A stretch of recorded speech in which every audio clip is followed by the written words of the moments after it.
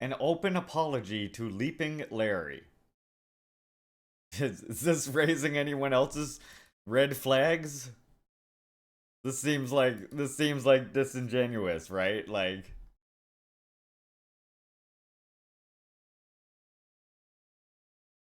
Surely not, right? It can't be. So, I guess the way that you can get to is this is his like page now, and then so you can see this one says Pro Imperialist Views tries to start streamer drama and links to me, and now Complainy Lanny has been added as well. Complicit in Leaping Larry drama and supporter of Chinese Russian imperialism. Yeah, Cinnamon, I don't blame you. I'm sorry, but the curiosity is killing me. I'm probably not gonna watch all of this. I'm just curious to know what the hell is being said here.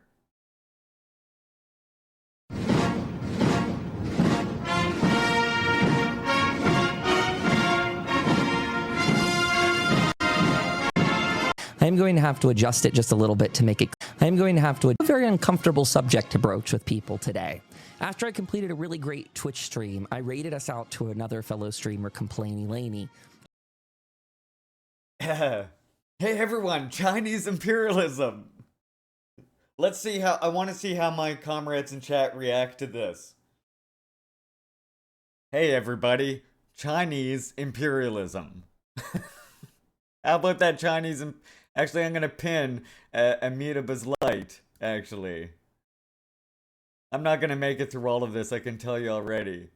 Yeah, Lainey, you make good use of that Juche Gang emote. You've officially joined now when they're telling you you support Russian and Chinese imperialism. You know you've officially made it into the Juche Gang. Chinese debt trap imperialism. Yeah.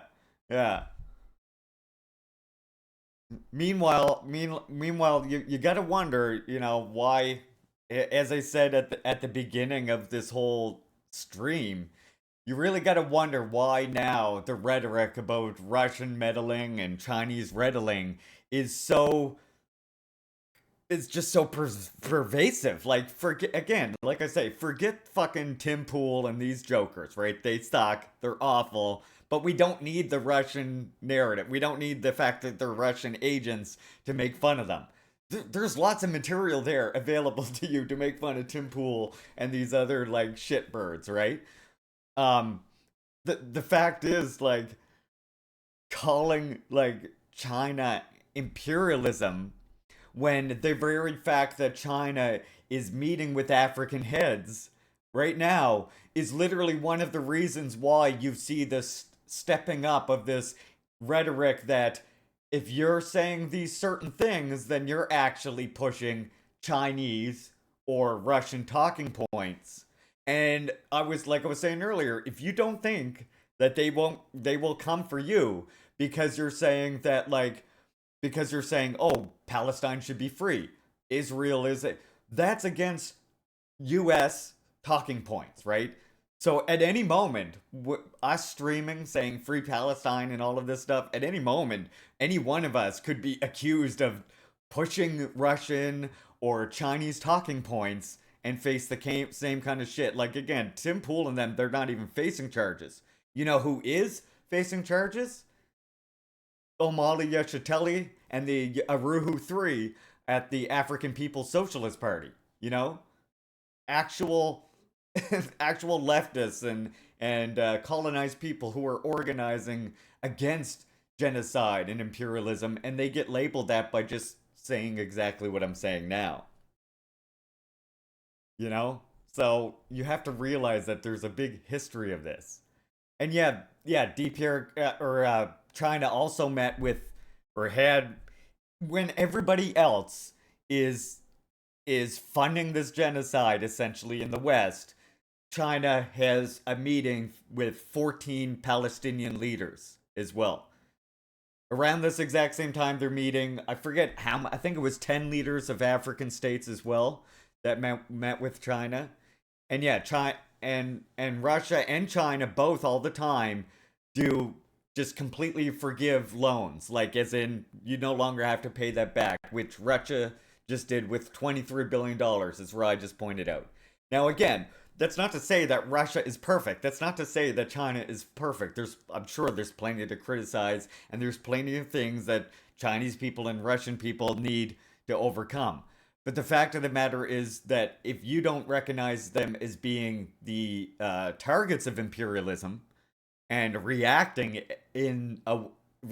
as such, as being a target of imperialism, then your like analysis is missing some very important details. Like, it's the US that has monopolized markets all over the world, including in Africa, and that's why it is able to be an imperialist power in Africa. The world goes by the dollar, you know? For African nations currently, even including like Burkina Faso and other ones, Russia and China represent a lifeline. According to Kyle, China is imperialist because it has a sphere of influence. Yeah, I mean, which again, kind of, if you ask me, it does ignore the fact that China has had a literal imperialist. It has a history of centuries of humiliation, of being the target of imperialism and colonialism. It's not like it's been a superpower for a long time on the level of the West. It sees itself still very much as a community of the global South. I didn't read him. I didn't read him completely, but I have faith. In the past, I've gotten along well with her because of her pro-Palestinian take.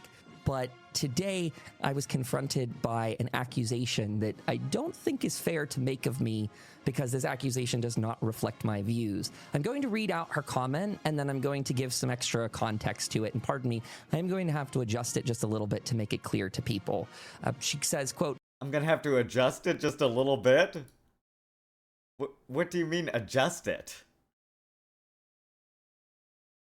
Well, he's basically a Trotskyist. I don't know if he calls himself exactly, I don't know if he calls himself exactly a Trotskyist, but he essentially has the same thing, right? China built my country a hydroelectric dam, and in years of blackouts, gave us loans at a below market rate when we were blocked from Western markets for having a Sokdem leader, and then forgave large portions of those loans and improved the terms on the rest. That's the imperialism. Totally the same as when the USA murdered one Sokdem president and couped another.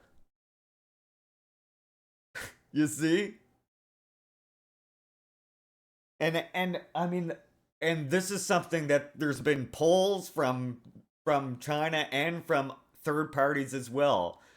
And like literally that's what they're saying. Again, it represents a lifeline, and the fact that China has been doing this is what has allowed places like Burkina Faso and others to break away from Western European imperialism. Hey, so I've talked to Larry, that is a streamer named Leaping Larry, and gotten to know him. I understand the theoretical disagreements that you and he must have and all that, but the comments about him being, quote, indigenous enough, or what kind of content he should make around that, is really problematic. I get that you were defensive, and some of those were from Squid, another streamer, but I understand it is not the first microaggression from Squid to Larry. I don't want to do drama, which is why I hope we can work this out privately, as I know you're anti-racist. End quote. Well, I'm making this public because I think this deserves a lot more attention. I want to make it very clear, unequivocally, I most certainly do not support this idea of someone being, quote, indigenous enough. That is certainly not a phrase I would say. I'm guessing that, so I just want to see, wait. This is the actual thing that Laney said here. Hey, so I have talked to Larry and gotten to know him. I understand the theoretical disagreements and all, but the comments about his being indigenous enough, or what kind of content he should make around that, is really problematic. I get that you were defensive and some of those were from Squid, but as I understand, it's not the first microaggressions from Squid to Larry. Oh, no, it's not. I don't want to do drama, which is why I hope we can work this out privately, as I know you're anti-racist.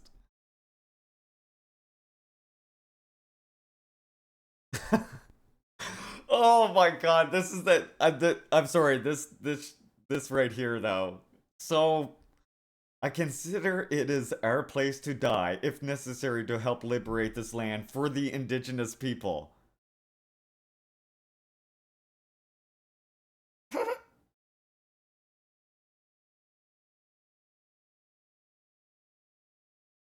I'm sorry, there's something in I can't help but feel like there's just something in like I'd die for Larry.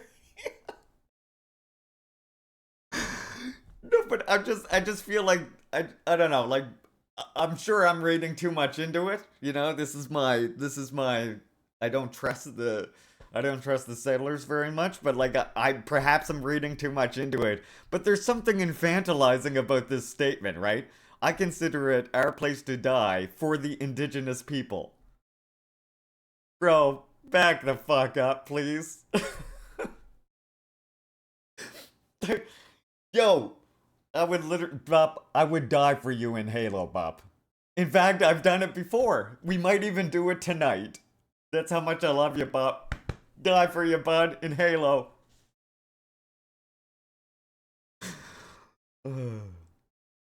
This is so funny.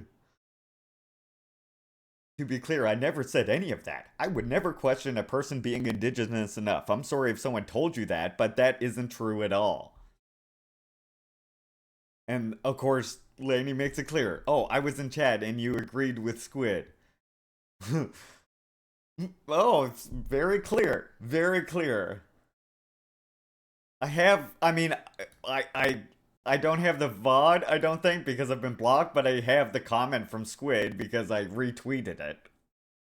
As a white colonizer here in the Americas, I believe we should do literally everything, including sacrifice every comfort that we have as indigenous or as colonized peoples to liberate this land for the indigenous peoples. It is not an act that we will do alone, but a part of what we can do to help them on their already burgeoning path to that liberation.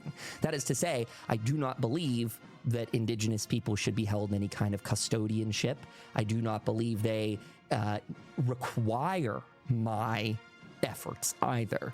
It's certainly not that I am giving them permission or something of that sort to do it. They do not need that.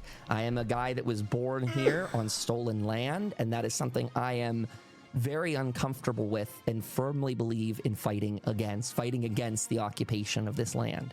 I'm very Unless it's Squid saying shit in your chat, apparently. Just wait, where is that mod strongly checker about laying thing? back.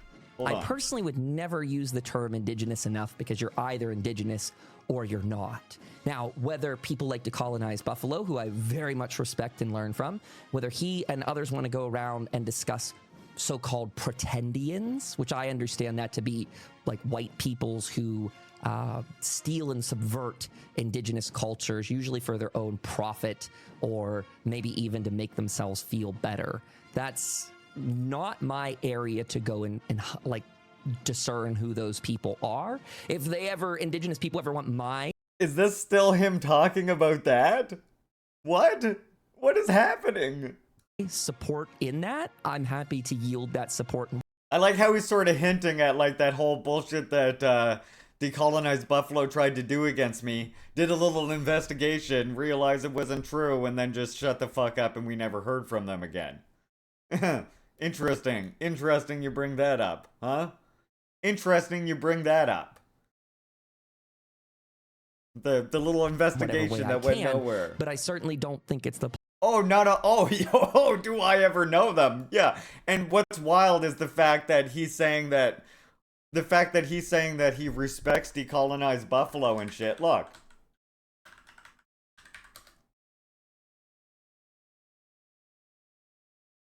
Let's see if it's still on here. Let's see if it's still on here. Look.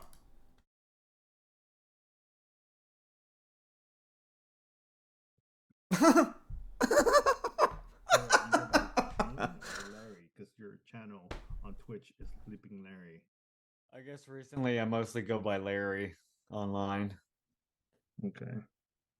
So those that are listening, we have Larry from Leaping Larry on Twitch. Also, Duce is it?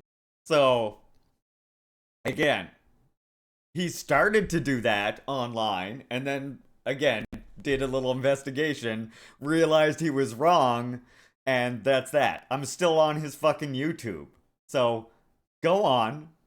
Go on, Kyle. Place of a white settler like me to go around and start picking through the people. You're indigenous. You're not. You're But you're sort of implying that by invoking decolonized Buffalo, right?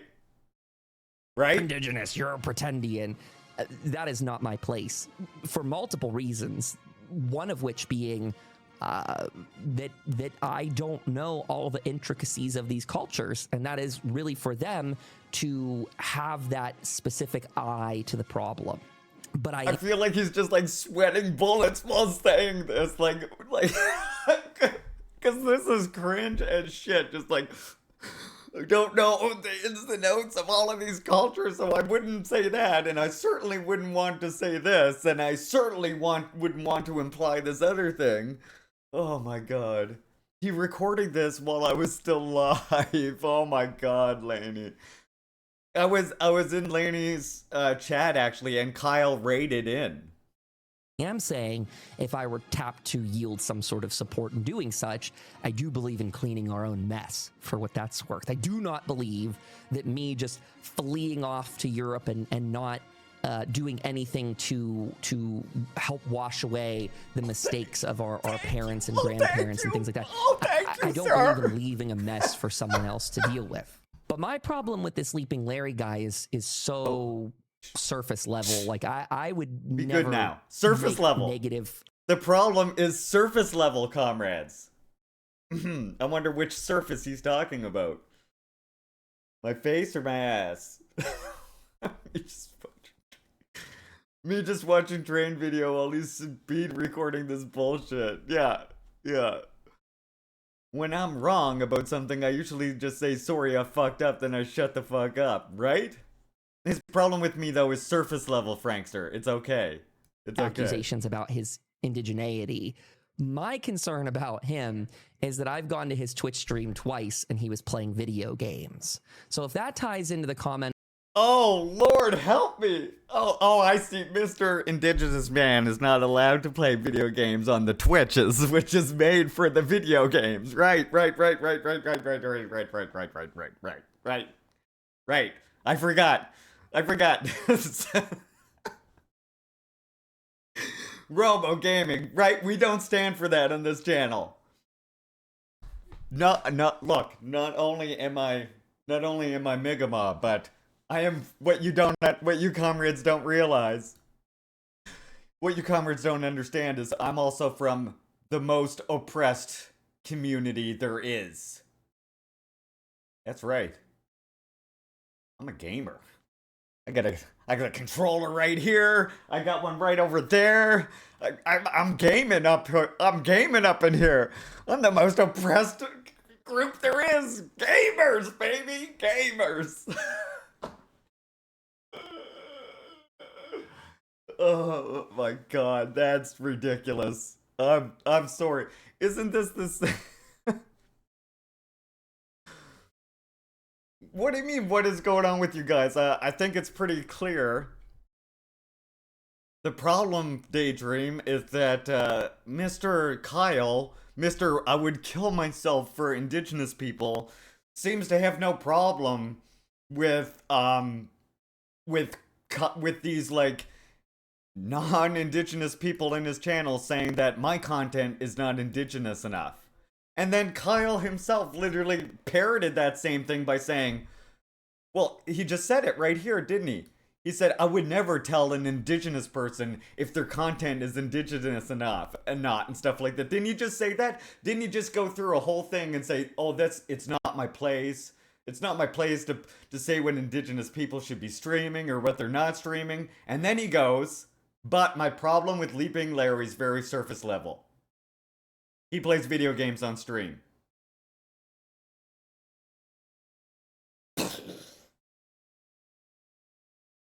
And so what? Not only have I seen Kyle play video games on stream, literally, I have one of the few times I actually tuned in to see him was seeing him fucking play video games on stream. So don't give me that shit, first of all.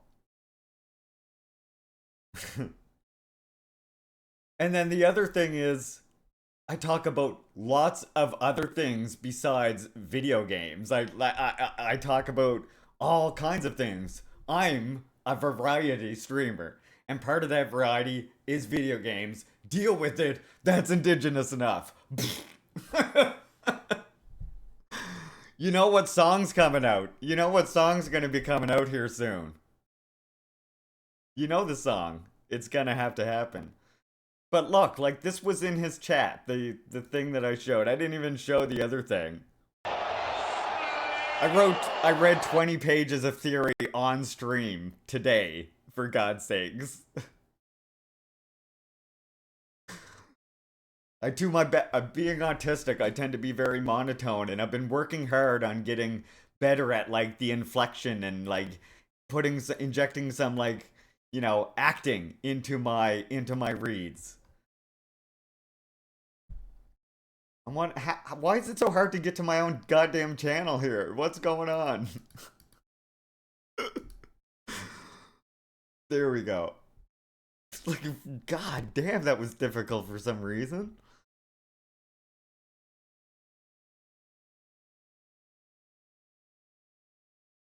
I just want to find this was the comment that Squid, yeah, this was the comment that Squid did in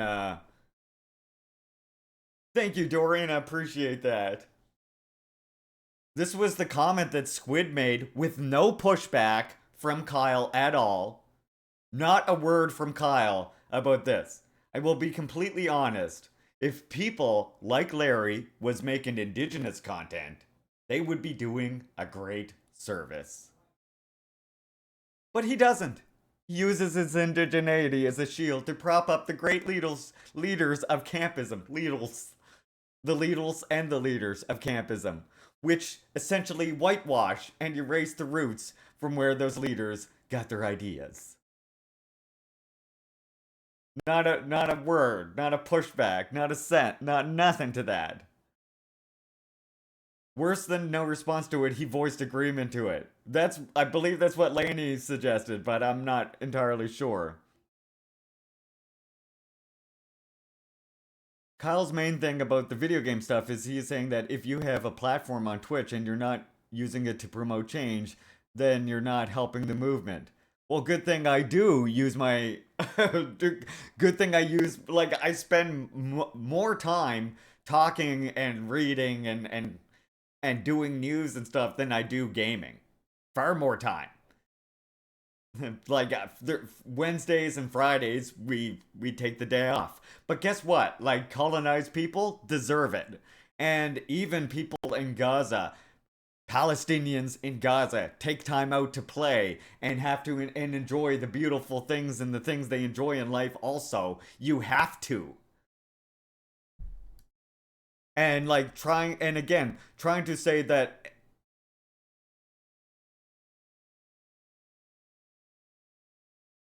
basically saying that a genocide is going on, and if you can be gaming on stream when a genocide is going on, then you were showing that you don't care. Yeah, that is just, no, that's gaslighting bullshit. That's abuser. That's right there, that's a red flag for abusive behavior. It's like, if you don't do these things, then you don't meet the criteria for this other thing, basically. Like, that's abusive behavior. Like, I'm sorry, I want to take the time out sometimes from generational fucking trauma to play some video games and laugh with my comrades in chat. Again, like you have that same attitude towards like Palestinian people who do the same thing. Like, I'm sorry, like, and you know, that's bullshit. That's not actually that's not actually a thing. That's not actually like a proper stance. Just like you can never stream or talk about anything else. Like, no, that's not true. Yes, you should talk about it. You should give people. You should be sure to stand in solidarity with Palestine. But that's a red flag for abuser bullshit, right? Larry has more coherent analysis in 10 minutes on a rant while playing Mario Bros. Than Kyle has in an entire VOD archive. I make a point of giving people a mental health break after covering genocide. Yeah, exactly, Laney. And that's part of the reason why Wednesdays and Fridays, we take the day off, we watch a movie that's not to do with politics, like, or I mean, it's to do with politics, but it's not to do with like current events, you know? We play some video games. We still talk about stuff in the chat. And there's nothing wrong with that. Right? NTC. Polymo plays, well, he plays a Red Alert and another one. So silly. That's not a criticism. And that's just like, that's no different than this little racist comment here from Squidideer. What he just said about me playing video games is literally no different than Squidideer saying my content's not indigenous enough. It's like, let's see. I wonder if I have any. I just curious here. Oh, here we go. You know, like I wonder if referee Clark's content here playing video games. I wonder if that's indigenous enough for Squidideer and Kyle. You know what I'm saying? Please fuck off. That's not a criticism. Especially when when we do cover that shit on top of it. I was just gonna game stream when I started this channel. Squid's content isn't Star Trek enough. There's a point at which subjecting yourself or an audience to trauma porn in the name of solidarity is no longer of any practical benefit. Witnessing more victims of the bombs through image or video will not bring about the end of their suffering. At some point, you have to let it radicalize you and act in some way. Exactly, Blatt. Exactly. And let's be real. I'm not a huge stream. I'm not bringing in like fucking people aren't like new people aren't piling in the door day after day, you know? Like we have a community, we're all fairly on the same page of things, and when new people do come into the community, we tend to shift focus to talking and helping them through things that they misunderstand about whatever topic it is, whether it's Palestinian liberation, whether it's land back here or Juche there or whatever else. Like, there's nothing wrong with talking about it, but yeah, Blatt, absolutely agree with what you say. I get pretty depressed about things going on in the world, and I do what I can to try and help, but if I focus on it too much, it hurts my mental health. Exactly, Daydream. And you're already on the right side of that, right? Like, we want Palestinian liberation. We can talk, we know the problems. We know what we want for liberation. We know who's going to do the liberation. We like just going on and on about it isn't necessarily helping us. It's helping new people who might come in sometimes and talking about it to inform ourselves to keep it in the forefront of our minds is good. And this is why on my channel I focus mostly on Electric Intifada, because to me, I see the struggle going on in Palestine and the resistance fight in Palestine is extremely, to me, it's like that's what we could be doing here in a way, in a sense, in the way that they're organized, in the way that they have their own, they have their own industries that we don't have here, you know? And so despite what they're going through, it is extremely inspiring, and that's why we focus on Electric Intifada mostly. And Electric Intifada is the best. They're the best at covering what's going on in Gaza and Palestine in general, and they have been for fucking decades.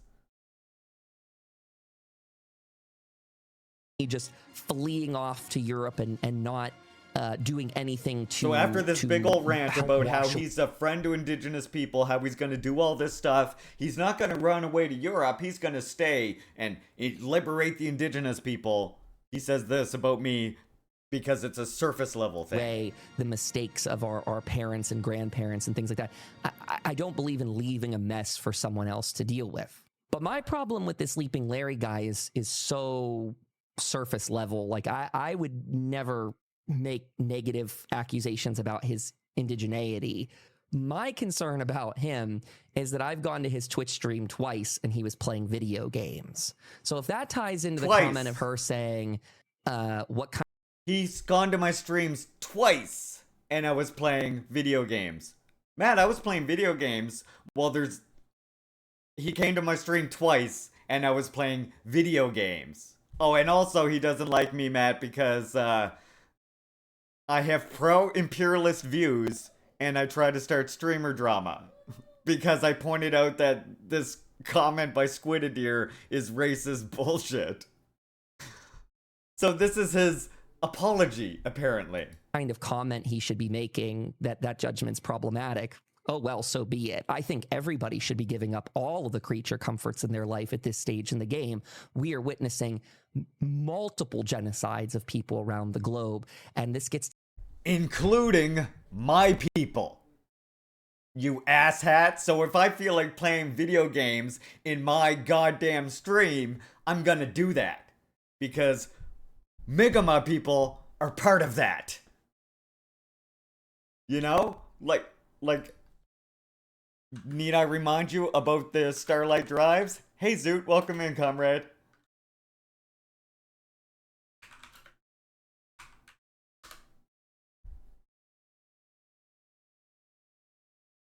Oh wait, look at all these, sorry, hold on. These are other stories about her genocide. Hold on a second.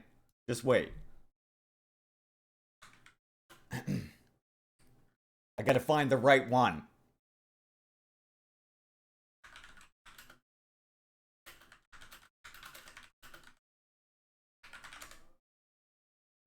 Here we go. Is this the one? Oh no, sorry, this is the wrong one as well. This is a separate one.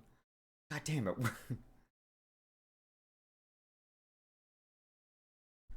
Oh, I know. I know. Two, if I say two Mi'kmaq men.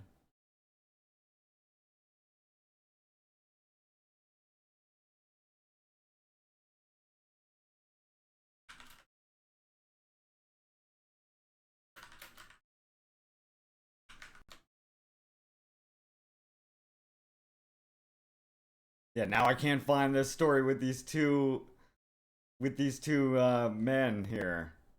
These two guys.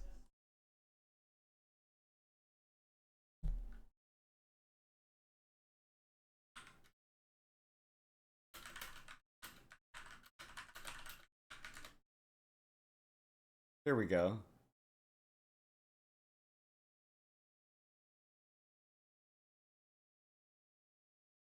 Here we go.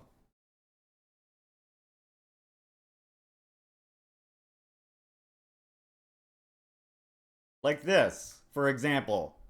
Like, if you want to see it in practice, it's like this.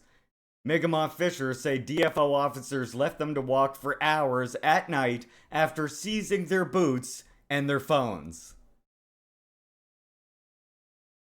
Like, literally, and this is what this is called, if you're not familiar, is a Starlight Tour. The idea is you're so far out in the middle of nowhere, you have no shoes, you have nothing, you're in the middle of winter, you die on your walk home is the hope. They assert they have fishing rights, they have treaty right to fish for the lucrative baby eels despite this year's season being cancelled. We're joined Tuesday morning by dozens of protesters outside the Department of Fisheries and Oceans. When we were walking, there's times I'm like, man, if we stop, we're going to die because our feet were just soaked, said Hartling.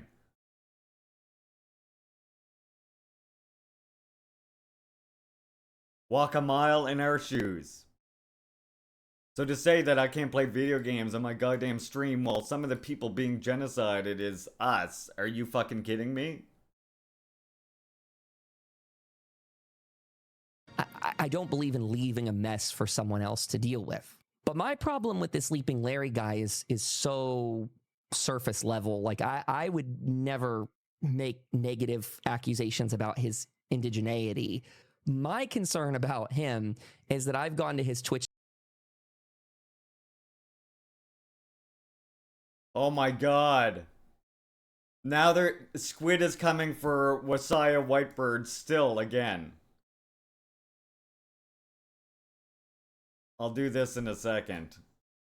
Because I want to get Wasaya's thing, I Streamed guess. twice and he was playing video games. So if that ties into the comment of her saying what kind of comment he should be making, that judgment's problematic, oh well, so be it. I think everybody should be giving up all of the creature comforts in their life at this stage in the game. We Are you talking to me? witnessing multiple genocides of people around the globe, and this gets to the theoretical. Are you talking to me concern right now, that Kyle? Larry, as someone in the so-called North Americas, specifically he's in so-called Canada, the fact that he is promoting Juche, a Korean version of Marxism with Korean. Are you gonna say Marxism with Korean characteristics? I suggest maybe you actually look at what Juche is before you say that. Characteristics. The fact that he's promoting that, which North Korea has degenerated into a form of monarchy, that is ridiculous. Look at the creature. Look, I just want you to take a look at my streaming setup here just for 1 second. This here is for my keyboard. Okay? This here is for my keyboard. This here is a heater that no longer works. This is for holding on to Larry's keyboard. Hold on. This is my mouse desk. It has to be separate because it's not big enough for the other one.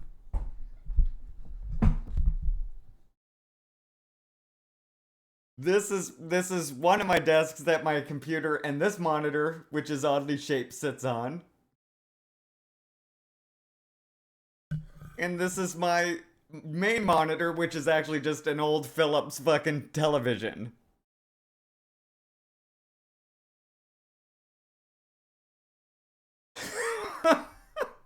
I mean, I'm sorry. I do have the steering wheel that I made myself out of an old van I dug out of a junkyard. Oh yeah, right, sorry. I also have this arcade cabinet that I made out of an old sewing machine desk.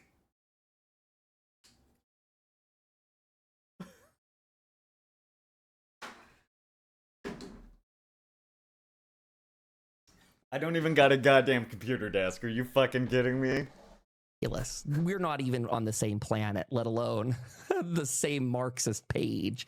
Like that is wildly inappropriate to be doing.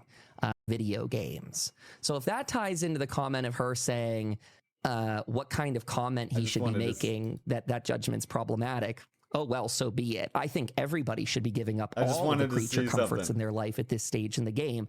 We are witnessing multiple genocides of people around the globe, and this gets to the theoretical concern that Larry, as someone in the so-called North Americas, specifically he's in so-called Canada, the fact that he is promoting Juche, a Korean version of Marxism with Korean characteristics, the fact that he's promoting. It's not Marxism with Korean characteristics, though, is it, comrades? As we have learned. As we have learned. I want to read you this quote because, you know, we need to get a quote in here from somebody that's not this. How about this? The Juche idea, we were the first to propound, proceeding from the requirements of the Korean Revolution and basing ourselves on the experience of the Korean Revolution, but it also fully accords with the aspirations of the people the world over. Okay. Well, hold on now. Let's get, maybe this is old, you know? This is an old worn out quote. That's the problem. This must be an old worn out quote. Let's try this one. Let's try Kim Jong Un. How about that? The Juche idea is an encyclopedic revolutionary ideology representing the entire history of implementing the cause of independence of the masses and a great ideology guiding mankind to the future.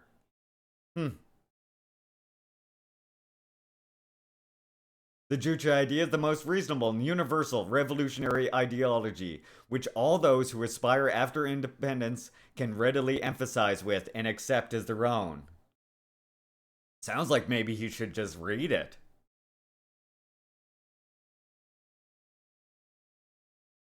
Today, mankind is studying the great Kim Il Sungism, Kim Jong Ilism, so as to find the road ahead of them.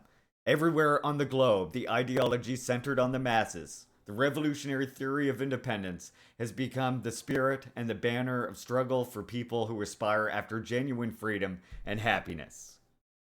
I don't know, it sounds like it's something that could be adopted for anywhere.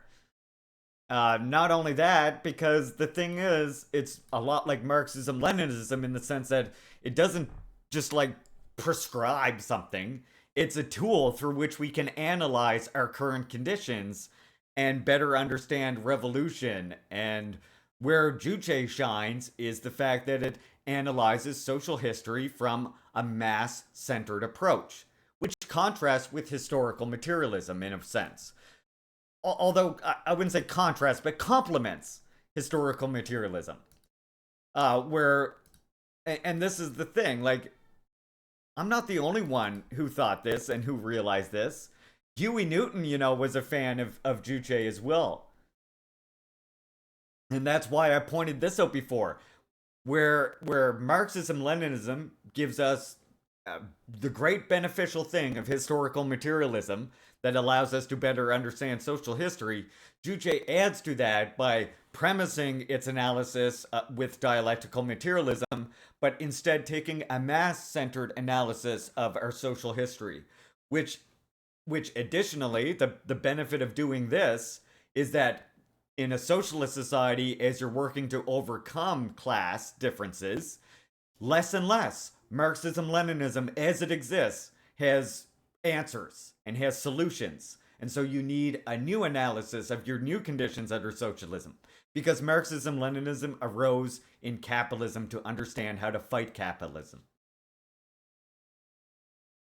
And so with Juche mass-centered approach to history, we can understand how humanity develops before the emergence of classes and also after the dissolution of classes. And that's very important, right? If you want to understand how to build socialism. And so that's Black Panther Party right here. That's why they're saying this. The Black Panther Party is a Marxist-Leninist party because we follow the dialectical method and we also integrate theory with practice. That's the scientific part of scientific socialism. We are not mechanical Marxists, and we are not historical materialists. Some people think they are Marxists when actually they are following the thoughts of Hegel. Like those who think that history just repeats itself, and what we have here is an inter-imperialist conflict between China, Russia, and the US, rather than imperialism learning the lessons of World War II and taking on an entirely new appearance whereby the imperialist powers have allied against each other to check any advance of revolutionary people or anything that simply threatens the imperialist system, even if that's not explicitly a socialist Marxist-Leninist movement. They are tied to a rhetoric that does not apply to the present set of conditions, and they are tied to a set of thoughts that approaches dogma, what we call flunkyism.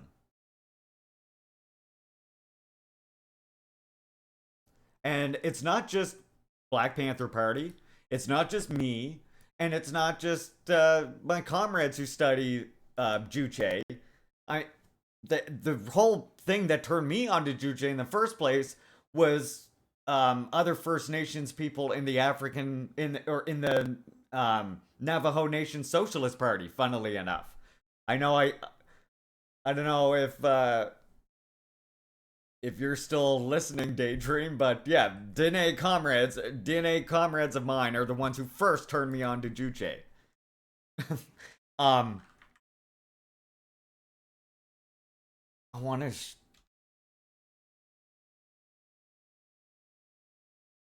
Yes, they have their own socialist party, the Navajo Nation Socialist Party, and their symbol is what inspired Red Falcon and I to first make this right here, which is the First Nations International symbol. The one that you see right in my stream right down there. That's inspired by, as you can see, both the Juche flag and the national the Navajo Nation Socialist Party. Where the one thing is the bone club, which is used for building. You have your tomahawk, which is used for hunting, and a bone needle, which is used for recording on a wampum belt, which is, for recording speech, the artist essentially, and used for Mi'kmaq people as well for doing beadwork.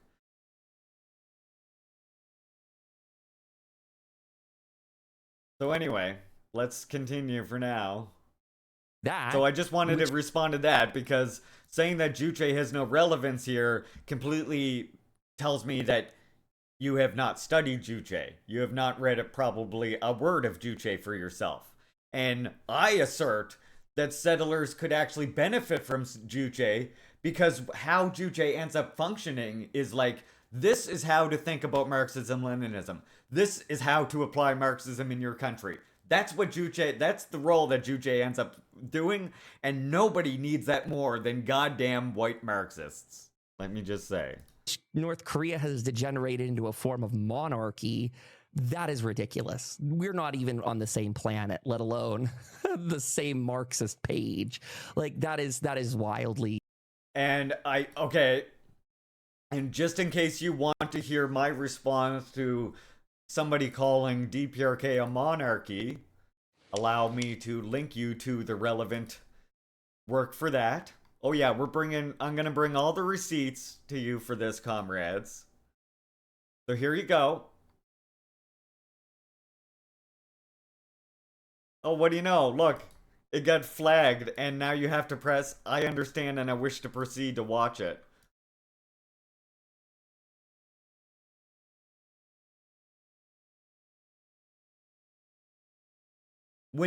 I will say, it depends on the context, Frankster, but when a white guy in the West is using it, yes, it's Nazi language, 100%.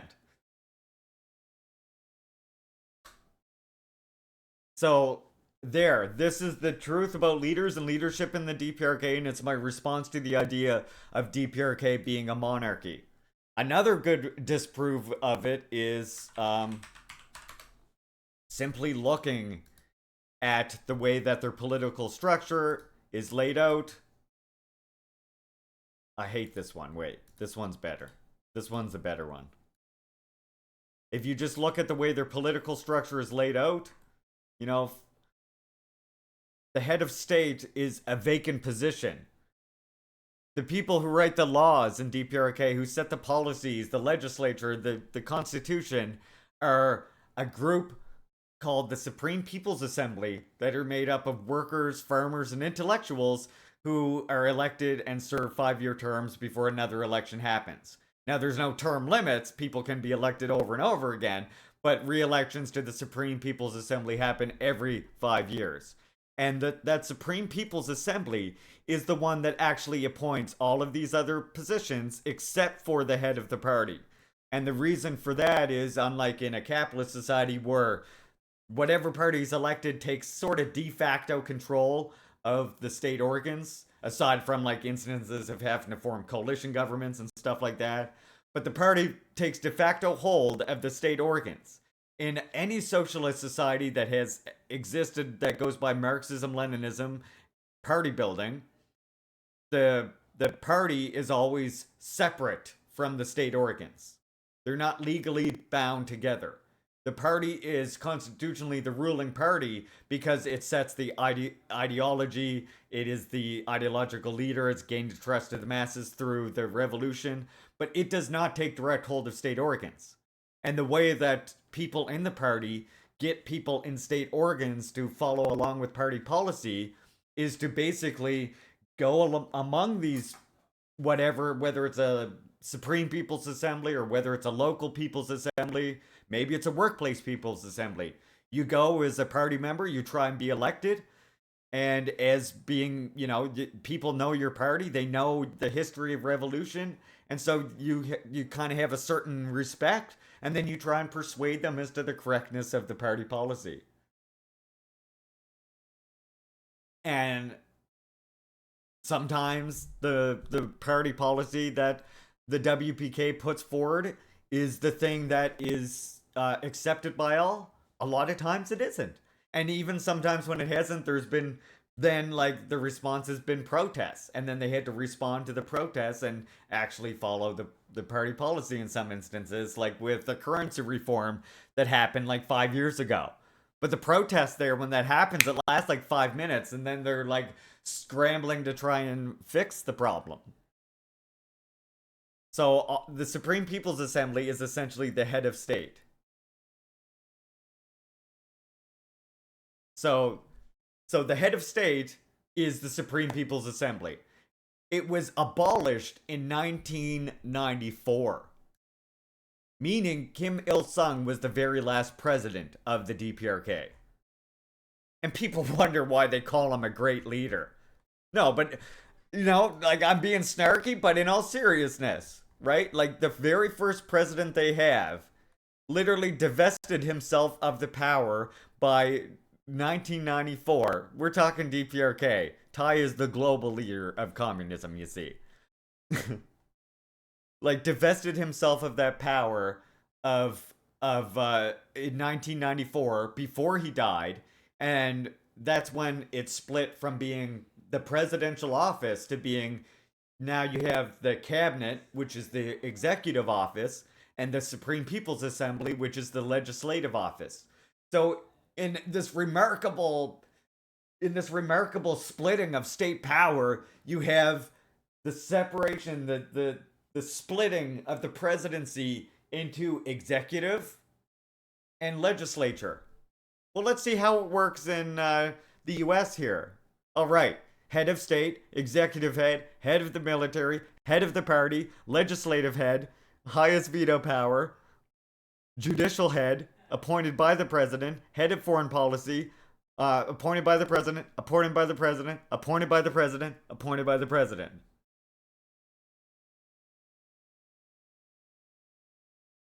Right? That's messed up. You need to have massive protests and then do the exact opposite of what they want, like continue to fund Israel. Yeah.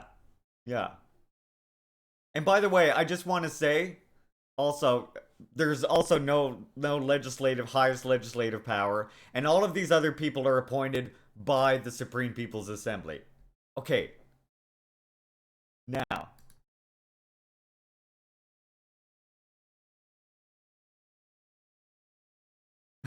Oh my god, what the heck?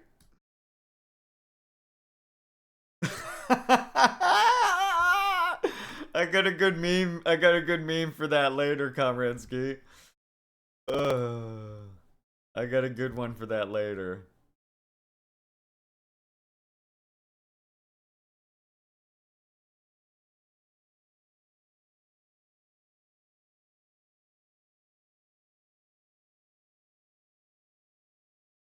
That's hilarious.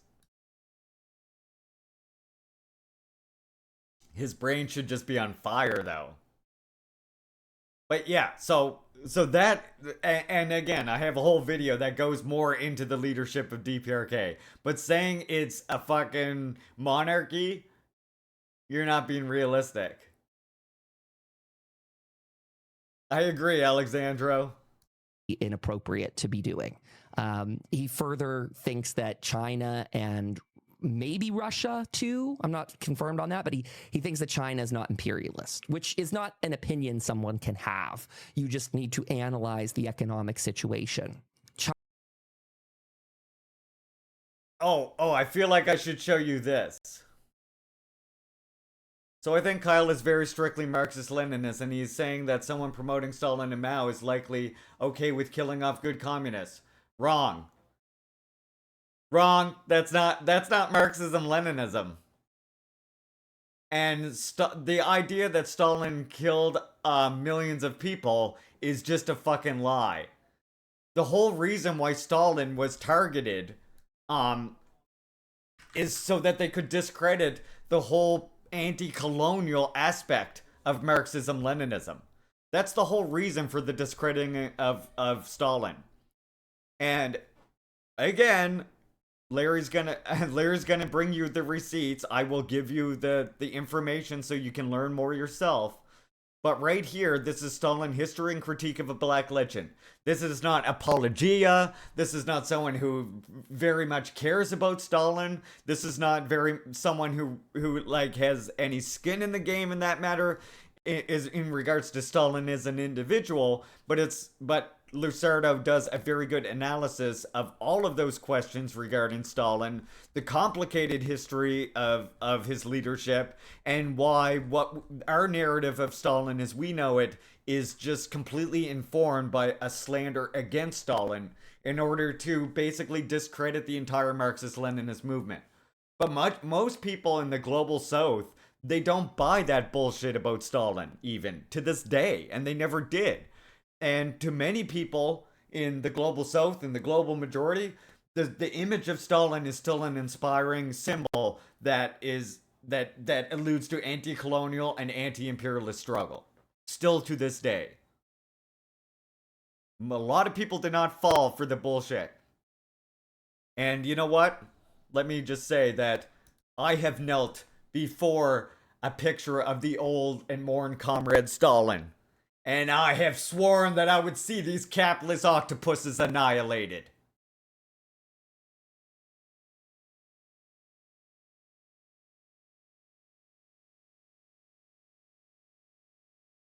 That's a Che Guevara quote, in case you don't know.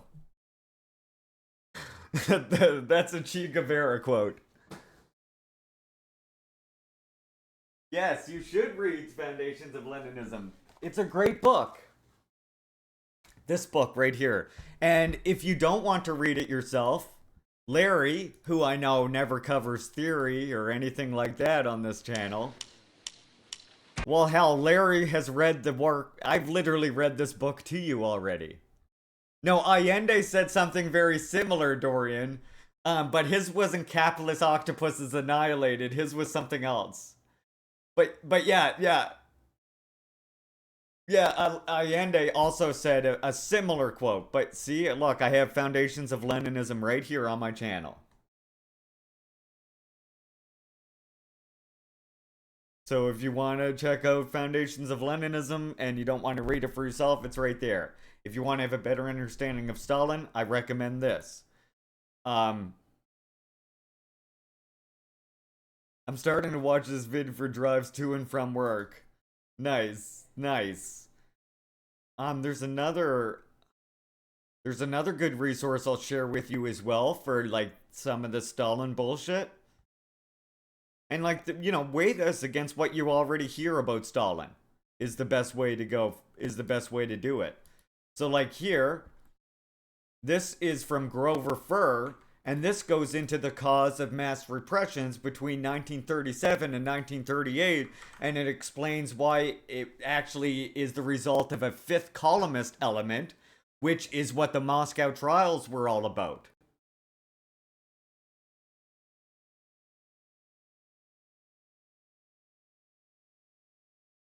I mean, the whole problem with saying that you're Marxist-Leninist and discrediting Stalin daydream beyond is Stalin is the one who put Marxism-Leninism into the plain language that caused the unity necessary to build socialism in the USSR and fight fascism. I mean, the whole thing is Stalin wouldn't have fought fascism like he did from the outset if he was some fucking secret like anti-communist, And despite what you think of Grover Furr, if you actually give his work an honest read, you'll realize he not only sources all of his material, he also leaves original translations, his own translations, and native language shit in his actual books when you buy it. The man could not give you any more of the... He gives you all of the receipts to everything he ever writes about. And the people, and what it ends up doing is the people who then try to discredit Grover Furr and say, oh, well, he's just a Stalin-loving historian. Well, they're showing their ass because he puts all the receipts in the damn book, right? But History and Critique of a Black Legend is also really good. And yeah, no, Daydream, there's no rush to figuring all this shit out, right? I'm just addressing it as Kyle comes to it in this thing. We're obviously not making it through this. China invests finance capital in foreign countries. Investing finance capital isn't the end-all, be-all of what makes imperialism. You have to have a monopolization of markets, and the finance capital has to be used to bring back super profits of imperialism. That is the goal. That is what imperialism seeks to do. Having spheres of influence, thus being imperialist. And there are other metrics to this, and there are other great metrics. Marxist comrades. Specifically, I like those in Belarus who have talked about this subject on the channel Krasnoboy, and we have a translation of that up on the website if you're interested in gathering more information. So my concerns with this Leaping Larry character have literally not a thing to do with him being indigenous. In fact, and I don't know if this is wrong of me to say, I didn't know he was indigenous at all. He, to be fair, looked to me just like any other white guy when I...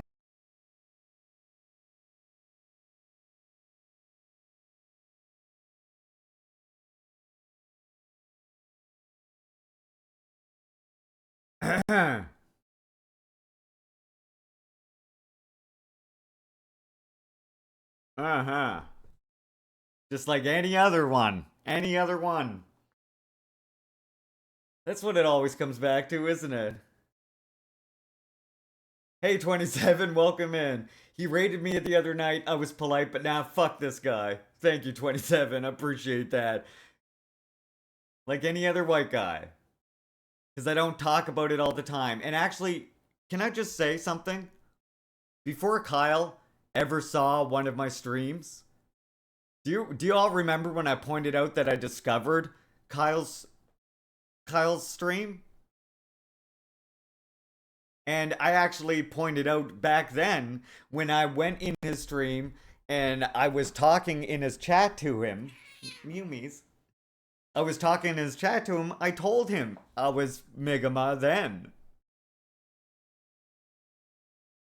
I didn't have my, should I get the, do I need to be holding the pipe? Do I need a regalia on? Finance capital in that context is also an empty float, to be clear. China uses currency that is traded internationally to facilitate economic relations with other nations because the world still uses currency. That's the only content that criticism draws from. No, I know, the whole finance capitalism is just a parroting of something that doesn't actually apply to what he's trying to say. Finance capital matters when it's paired with industrial capitalism. Like, that's not what China does. China has an industrial base. China is the industrial center of the world. But look, again, I refer you to Decolonize Buffalo's channel. Like, why do you think why would you think I'd be invited on here to talk about Juche? Huh? Kyle? I told you when I first was in your chat that I was. So that's just wild to just say that. I look like any other white guy. Yeah, he also raided Laney as well. And it's gaslighting Laney as well. Look, this is on his about page, 27. Streamers to ignore, avoid. Hasanabi, sure. Rasbone, alright. Cinemarxism, Leaping Larry, and Complainy Laney.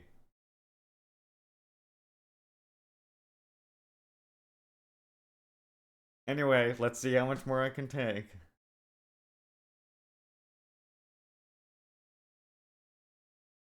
I mean, to be fair, look, I'm gonna have to. I don't want to have to go all the way to it, but I feel like it's kind of like an inevitable thing. But look,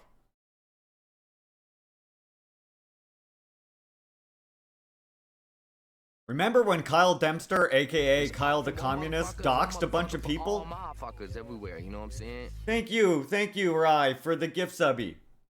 Remember when Kyle Dempster, aka Kyle the Communist, doxed a bunch of people, including a minor, because they were asking him to apologize for harassing lesbians, and then acted like he stepped down from ESO Stream Team and quietly rebranded to being a shitty paranormal podcast streamer?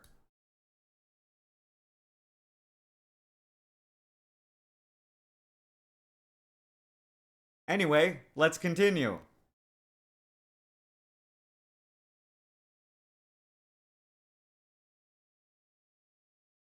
He raided, so I said DM me, and that's where the thread came from. Yeah, wild DMs. Sounds like a pretty stereotypical trot, just trying to get people not to listen to other communists. Marks, yeah. When I said that to Lainey, apparently she said that he said that he'd never read Trotsky. That's fine. You know where the source of Trotsky's ideas come from? And if I may say, the source, if you read that book, History and Critique of a Black Legend, what you'll realize is the source of the very first source of like this attack on Stalin actually comes from Trotsky. And I said this way earlier, but interestingly enough, the criticism of Trotsky towards Stalin isn't anything to do with authoritarianism or anything like that, because it was before that. We're talking way back in the 1920s. Where Trotsky's problem with Stalin is that he was from the east of the Russian Empire. He was from a colonized country called Georgia. And therefore, he was not as civilized. He was not as enlightened as Trotsky, who was from the west of the Russian Empire and the more civilized part, you see, Ukraine. And this is reflected in his ideas. It's why he had no faith in the peasantry and stuff like that. He's Trotsky curious. We can tell. So do you see why? So Trotsky, like, this is where Trotsky's like ideological basis is at. And if you think about it, doesn't that then make sense that this is why Kyle's default Marxist-Leninist position sounds white as hell like this? You know what I'm saying? Like, because it's from that same ideological basis. Even if he didn't read any Trotsky, it's from that same basis of like, well, Korea, they're not doing Marxism right. It's deformed. China, they must be doing imperialism because look at how much production they've got and stuff like this, right? It's fucking just chauvinism.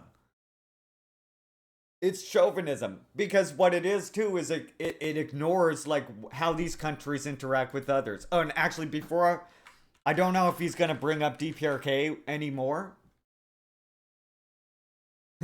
Trots are always internally inconsistent. Along with being part or becoming of supporting fascism. I read some quotes earlier, Katrina. There's one that is exactly what you just said, and I love it, and I feel like I might have to read it again. Yes, I'm Laney, I'm a mega chauvinist. It's true. When shit goes down, who can ride with me? It's true. I am a mega chauvinist, yeah. Yeah, that's true. I'll admit to that. It's a good day to be indigenous, though, so what can you do? Look, you're gonna say this about...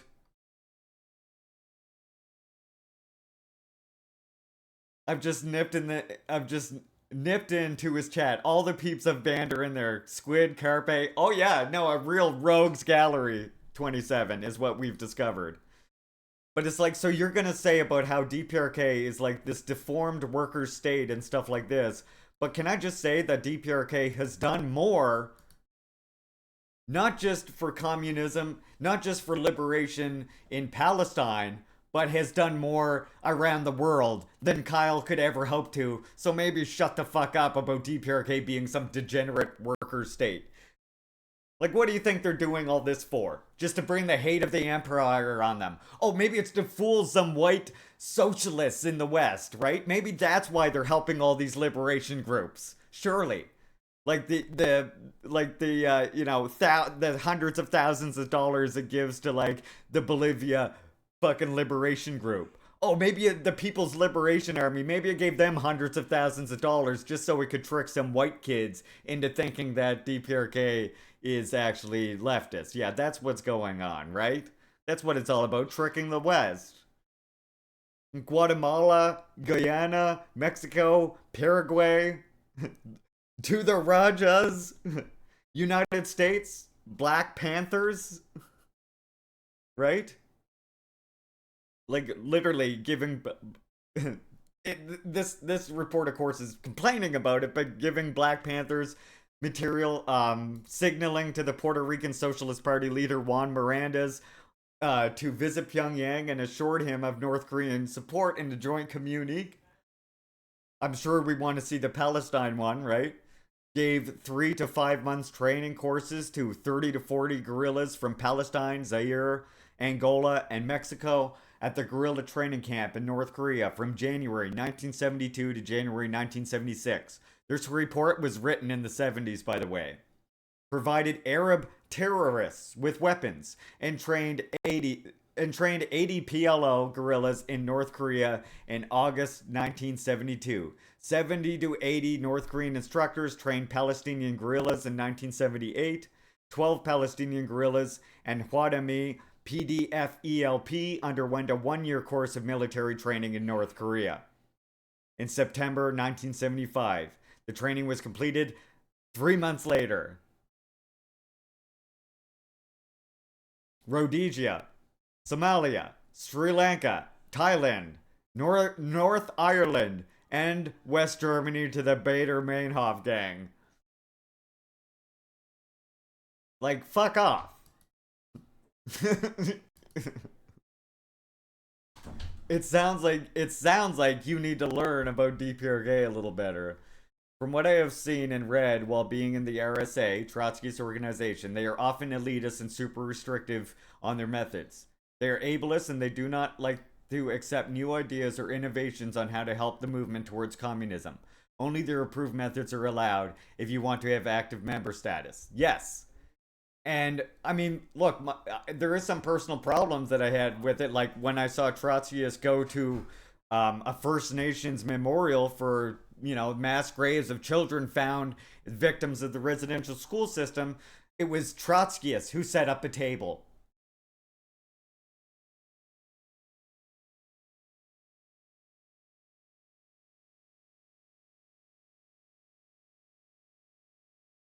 White Westerners love to parrot CIA talking points because they're racist against non-whites and believe all the bullshit. Yep, basically, at the end of the day. This is what I'm saying. I went to his page. In fact, he looks quite like Rothbone, if you know that opportunist. Oh my god, what? Them's fighting words. What did he just say about me? And I don't know if this is wrong of me to say, I didn't know he was indigenous at all. That's wrong of you to say. Wrong of you to say. Kyle, I wonder if you could imagine any scenarios why that would be the case. Why? Any guesses? And perhaps why wouldn't you want to say about those things? What I'm going to need from someone in chat right now is to please type !European into my chat, please.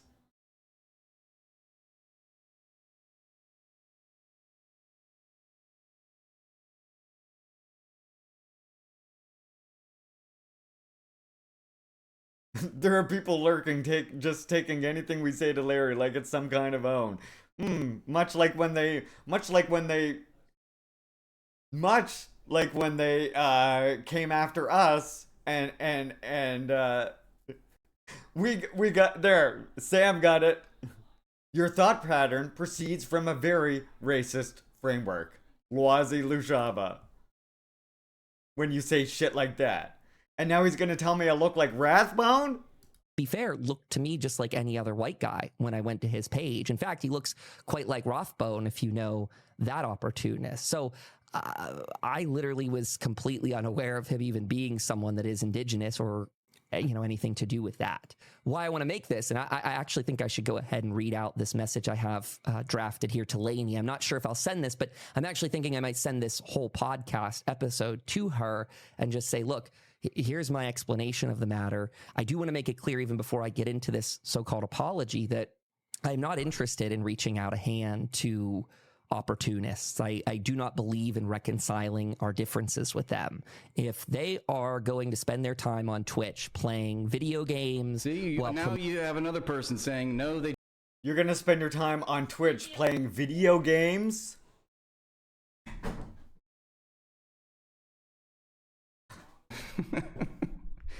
Seems like nobody agrees with you, Larry. Bye, Larry. Go read Lenin. Bye, Larry. Go read Lenin. Hi. What's up? Promoting Juche, saying that China and potentially even that Russia are not imperialist. Yikes! Told you it's because Bob bugs her.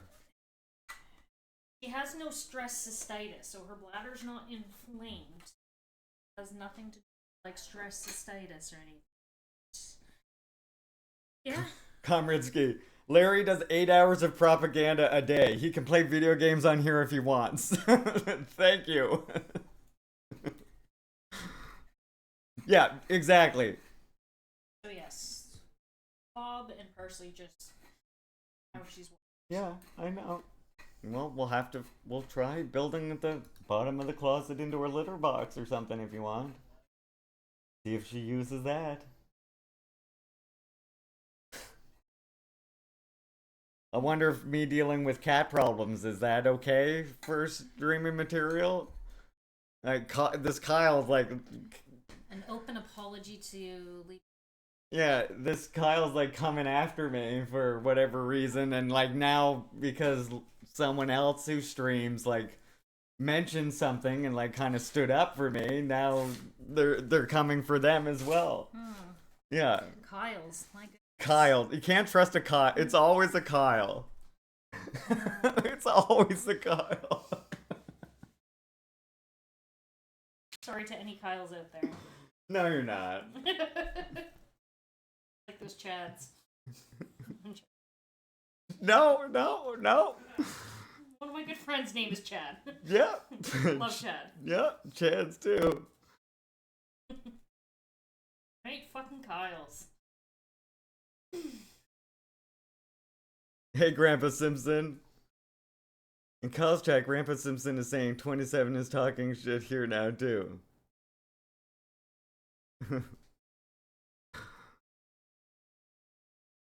Kyle McLaughlin, the only exception.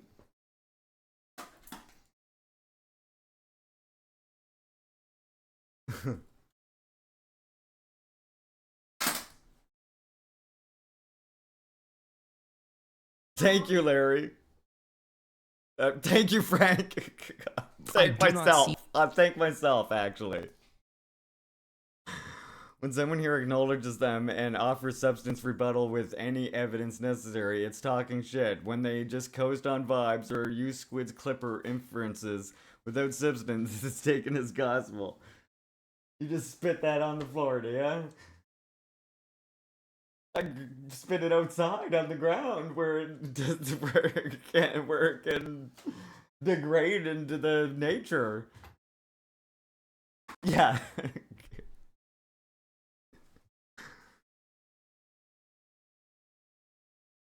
I kind of want to puff, but okay, roll me another one when you come in. I'll need one by then. I fell up the stairs at work. You fell up the stairs. Yeah. Scraped my knee and I fucked my shoulder. Did you fill a workers' comp form? There is no workers' comp in veterinary medicine. Okay, right. Stupid. Yeah, sorry. No workers' comp, I forgot. Chat, why is there no workers' comp in veterinary medicine? Because we they get hurt every day. because they what know the fuck? because they know they can get away without doing that because you love animals and you'll do the job anyway. That's exactly why they do that.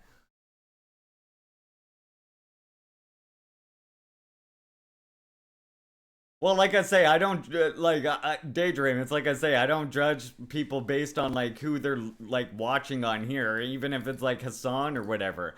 It's what I was literally telling my comrades in Discord about Lainey, right? Like everybody's at a different spot in their journey. Like, and when they saw Lainey and Kyle's, they're like, "Oh, should we be wary?" Like, not necessarily. I mean, everybody's on a journey and everybody's trying to figure like out different positions and what everybody's at. That's fine.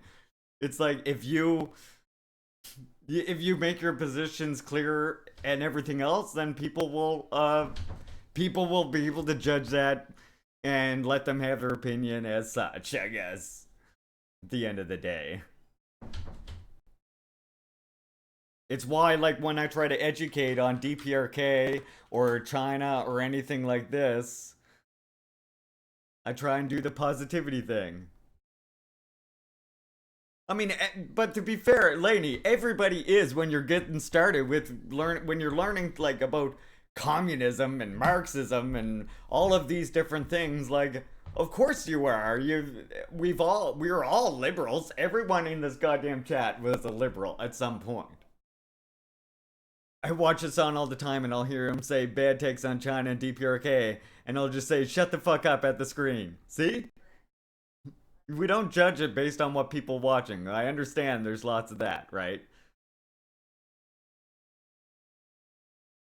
I feel like there is a lot of cult leader types on the left, and they're usually trods. Kyle's one of those guys with this stupid list of creators to avoid. Yeah. Yeah. You as an ally, I do not see you as anything but a class adversary. I see that as opportunist and maybe further on to social chauvinist, the higher degree of opportunism. Send this, but I'm actually thinking I might send this Wait, whole I'm a podcast social... Is that what he's episode saying? to I her am? and just say, look, here's my explanation of the matter. I do want to make it clear, even before I get into this so-called apology, that I'm not interested in reaching out a hand to opportunists. I do not believe in reconciling our differences with them. If they are going to spend their time on Twitch playing video games while promoting Juche, saying that China and potentially even that Russia are not imperialist, yikes. I do not see you as an ally. I do not see you as anything but a... Good, I don't see you as an ally either. You fucking settler. Yeah, sorry, I haven't read every theory book in the world. I don't know everything, but I do know about this much. Yeah, exactly. Like, and that's the thing. That's why I say it's not hard to see. It's not hard to see, right? I play video games on Twitch, yo. Class adversary. I see that as opportunist and maybe further on to social chauvinist, the higher degree of opportunism.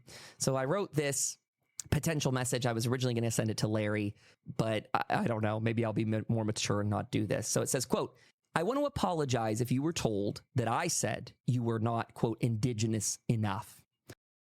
Nope. I never thought I was told that. Again, I made it clear from the beginning who said this, didn't I? And this is why I do name names. This is why I do ultimately name names, because I have learned after years and years of being attacked on Facebook in much the same way, I have learned that when I don't name names, it comes back to bite me in the ass, and it's just like I'm playing into just white people being nice for the sake of saving face. It's like I say, white people will be nice and sit on the fence and watch people be racist, and they can skirt by saying, oh, well, I didn't notice. And then other people will defend them by saying, oh, well, he's so nice. They live off that. And that's why I don't hide the names. That's why I don't do that. It's Squidideer who said this. And now Squidideer is claiming to say that I called a Chickasaw woman a token, which I never did. That was a completely different person.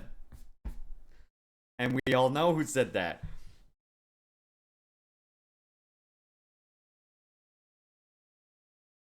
I certainly do not think that is a valid metric, and I would never say that. There is no such thing as, quote, not being indigenous enough. But yet, he thinks that he has a place to criticize whether I can play video games on my stream or when I can play video games on my stream. So what are you saying then? What does that mean? Perhaps I should message my indigenous comrades who are playing games right now, and I'll just let them know, excuse me, you're gonna have to stop playing your game right now because Kyle thinks that you're doing a disservice by doing so. You simply are indigenous as I see it. There is not a scale unless indigenous people are warning against pretendians like Decolonized Buffalo discusses. I believe Squid There it is said again. something to the effect in my chat or on a Twitter post that he shared with us in my chat. This came on the back of a chatter telling me that you think China is not imperialist, a terrible opinion, and that you were searching my website looking for drama. It is unfortunate that you didn't read any of the materials on that page by the sounds of it. Why you were on my website is another question, but not one I want an answer to. I am sending this message to clear the air regarding racism, which I take very seriously. I do not have to like you as a person to respect your culture, heritage, ethnicity, because it is much bigger than you as a person. Even if I don't like you, I can like the people of this land and wish to do my part to restore it to them. I think you are an opportunity.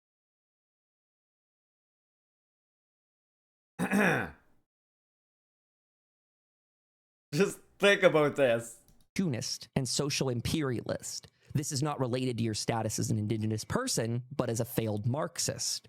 I do believe I said something like, quote, being indigenous does not make one a good Marxist by default, just the same way that me being a gay man does not make me a good Marxist by default, end quote. I do not have interest in rectifying theoretical disagreements with a streamer who is so invested in drama as to bring this to my doorstep. I would sooner block you from all my platforms and never speak to you again. However, I will leave a warning on my page. Whenever and isn't that always it's a story as old as time, you know? Whenever colonized people want white people to be held accountable for their goddamn fucking bigotry, it's always that. It's always that, isn't it?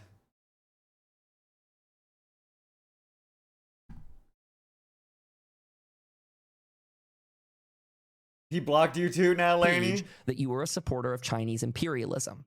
Let's clear opportunists such as yourself from Twitch and deplatform distorters of Marxism at every turn. Deplatform. So it's not about me being indigenous. He just wants to run me off the platform, an important source of income for me. He wants to take away my creature comforts, you see. Because he is for my culture. He just dislikes me.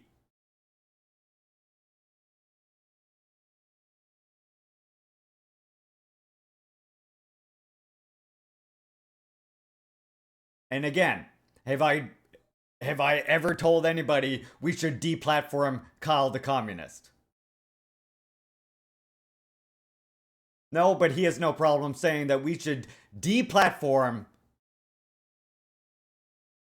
me. You're not an ally to anybody, Kyle. You're not an ally to any indigenous person anywhere, and we network together. Despite the agreements myself and Decolonized Buffalo might have, we have many mutuals still. And you can rest assured I'll be talking to a great deal of them.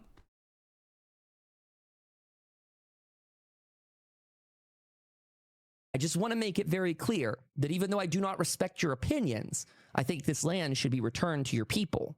That being said, I have no interest in fraternizing with an enemy of the working class such as yourself. So in summary, I apologize you were told that pardon me, there's a mistake here. So basically, the exact same apology that I got from Anarch a while ago when he did the same kind of Nazi race science to me. Literally the same apology. Where is it? The same sort of apology. Hey man, I actually want to apologize to you for being aggressive earlier. I was out of my lane. It was a low blow for me to attack you like I did.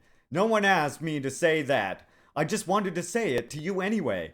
I agree with the things that I said, but looking back over the conversation, you were mostly civil. I kinda just came for your neck and I should have stayed more civil. No, you did Nazi race science, is what you did. And then the reason this whole kicked off with myself and Squid was because Squid kept watching this person's video on his channel. And when I called that out, he blocked me saying I was doing anti-anarchist propaganda. Again, I'm not shy about critiquing anarchism as a philosophy, but I don't use it to personally attack anybody. I don't attack anarchists as people. So once I saw Squid kept watching his videos, it's like, oh, okay. So you, as a supposed ally of Native people, have no problem platforming somebody who did Nazi race science and erasure of light-skinned indigenous people when he said that whiteness is about passing, it's not about heritage. In response to me saying that nativeness is about community, about being claimed by a community, being counted in a community.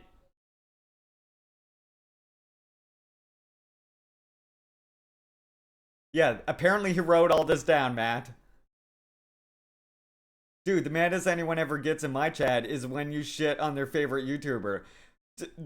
Matt, this is literally my whole... And I'm always the one starting the drama, is the wild thing. But it doesn't matter whether I'm on Facebook or Twitch or whatever. It's like person after person. Like, they I don't know what the hell it is. In summary, I apologize if you were told that I don't think you are indigenous enough. I certainly do not feel that way. I think you are an ignorant opportunist that is too busy playing video games to read theory. Also, a Juche supporter in so-called North America is an absolute joke. End quote. Now, well, here, why don't we learn why it's not an absolute joke? And maybe Kyle would like to also go and tell that to the, again, Navajo Nation Socialist Party. Maybe he would like to tell that to every other native fucking person who's here studying that shit. Again, here we go. Maybe comrades should link him to our library here. What does he think does he think I made this library by myself? This is a library put together by a coalition of indigenous people. And what do we have here? On the Fundamentals of Revolutionary Party Building by Kim Jong-il. The Historical Analysis and General Line of Building Socialism in Our Party, again, by Kim Jong-il. What are you telling me is a fucking joke when I'm studying for my own liberation, when I'm studying for my own revolution and shit like this? How are you gonna tell me what works are a fucking joke relative to my fucking revolution after you just said you don't know the conditions of my culture or the conditions of my people? That is white chauvinism. Another Kim Jong-il work. Another Kim Jong-il work. Another Kim Jong-il work. I don't know. Seems to me, from my experience, now I don't know how many native people Kyle fraternalizes with, but from my experience, a lot of goddamn native people study Juche. Fuck yourself on that one. that is not a healing message. My intention here is not to win friends on Twitch. I do not care. In fact, I would argue that unity for the sake of unity is a very dangerous path towards class collaboration and further fascism. I think that it's why I call out. It is why I don't have a problem with just being highlighting whiteness when I see it. When somebody is being a fucking horrible communist. Should be steeling ourselves against people who would use their tokenized identities as a path towards, I don't know, starting drama or defending. Wait, what did you just say to me now? against people who would use their tokenized identity. Tokenized identity.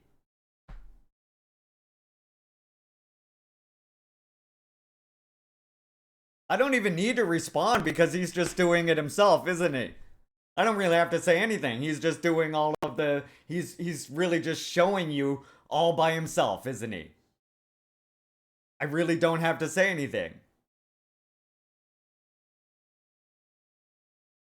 You don't get to choose how Palestinians liberate themselves. You don't get to choose how First Nations liberate themselves.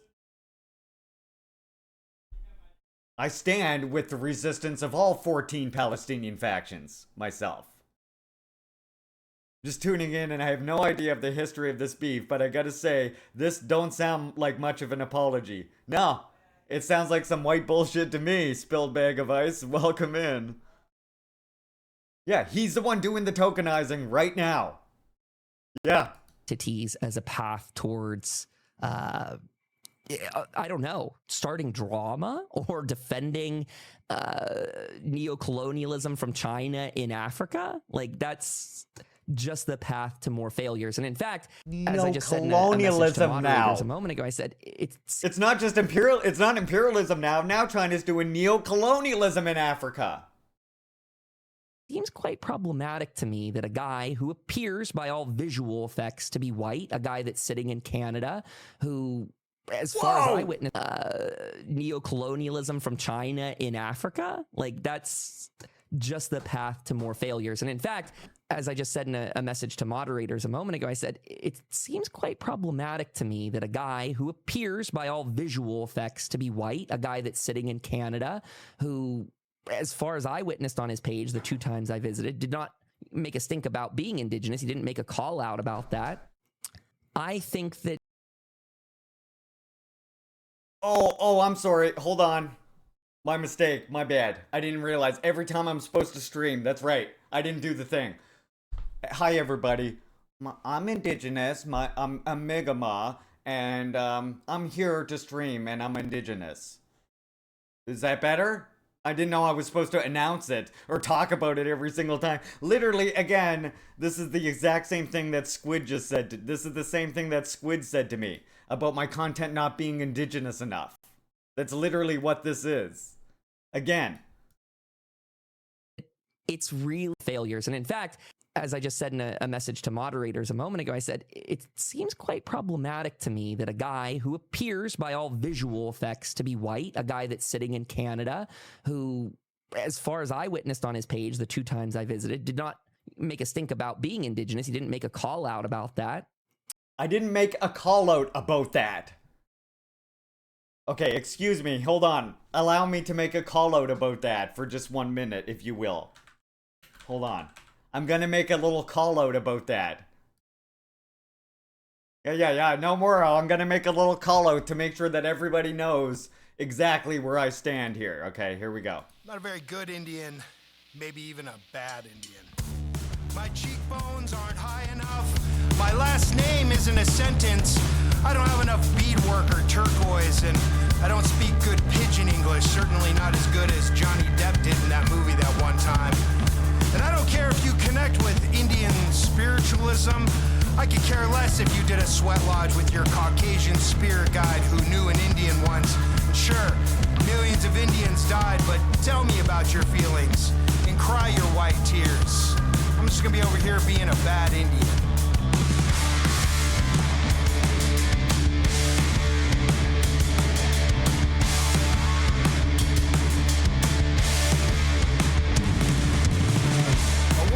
Asked me my Indian name, and I said, it's Greg. And she was so disappointed. She was like, no, it has to be Red Eagle or 2 Rivers or Gray Skull. I said, yes, wait, is that for real? No, I said, without her realizing my brief but generationally relevant He-Man joke, the kind of joke that would tell her that while Indian, I'm also having an American experience too. I finally said to her, how about walking eagle? And she said, yes, but is that true? I said, yes, it's totally true. And I never had the heart to tell her that time an eagle walks is when it's too full of shit to fly. 'Cause I'm a bad Indian.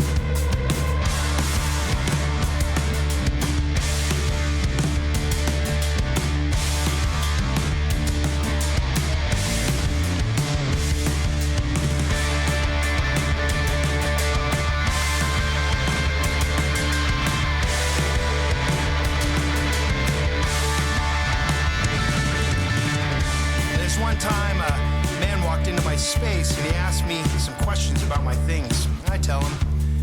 When he suddenly interrupts me, as only a white man can, with all the Euro swagger of a man whose people were so sure of their place in the universe, their place in the world, their place in the eyes of God.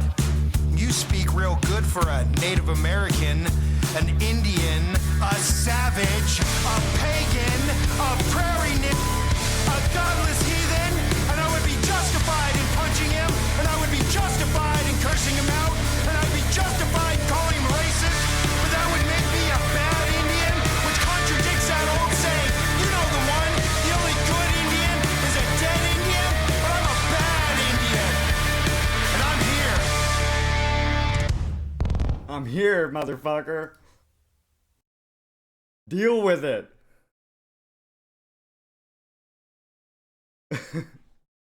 I checked Larry's stream and he was listening to music. Probably not a real communist. Hi there. Yeah, I haul shopping carts out of ponds and sell them back to the store for a living. I've been doing it for 18 years. So give me a fucking check, please. Thank you, Matt. Thank you for setting off the bubble sound alert for us, comrade. Very much appreciate your support. Thank you. I think that it's really a bad position for him to be sitting there promoting the occupation of African soil through China. That to me just reeks of all the stuff we've seen before. And by the way, while I'm talking about this, he's shouting out Kim Il-sung quotes in this chat that I'm in, the Complainy Laney one. I don't respect Juche. I see it as a further distortion of Marxism on the back of Maoism and Stalinism, which neither of those do I consider to be valid paths for Marxists to take. Now, this might...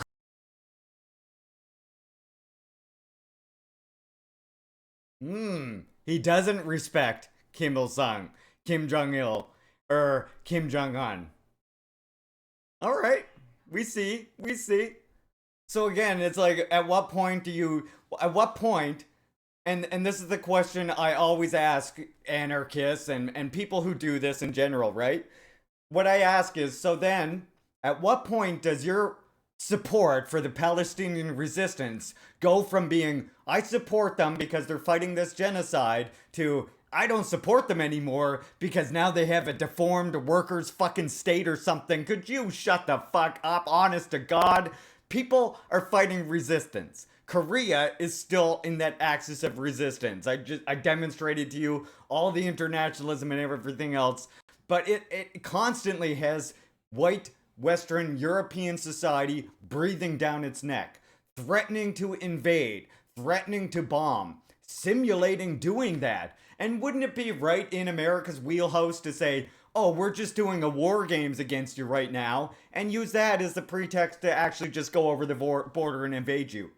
Well, all your planes are in the sky, your ships are in the sea. What the fuck? And that's why I'm saying, like, it's very legitimate to say ex-African countries sign bad deals with government of China or Chinese companies, but that's between Africans and China. Absolutely, Baldwin's Ghost. Absolutely.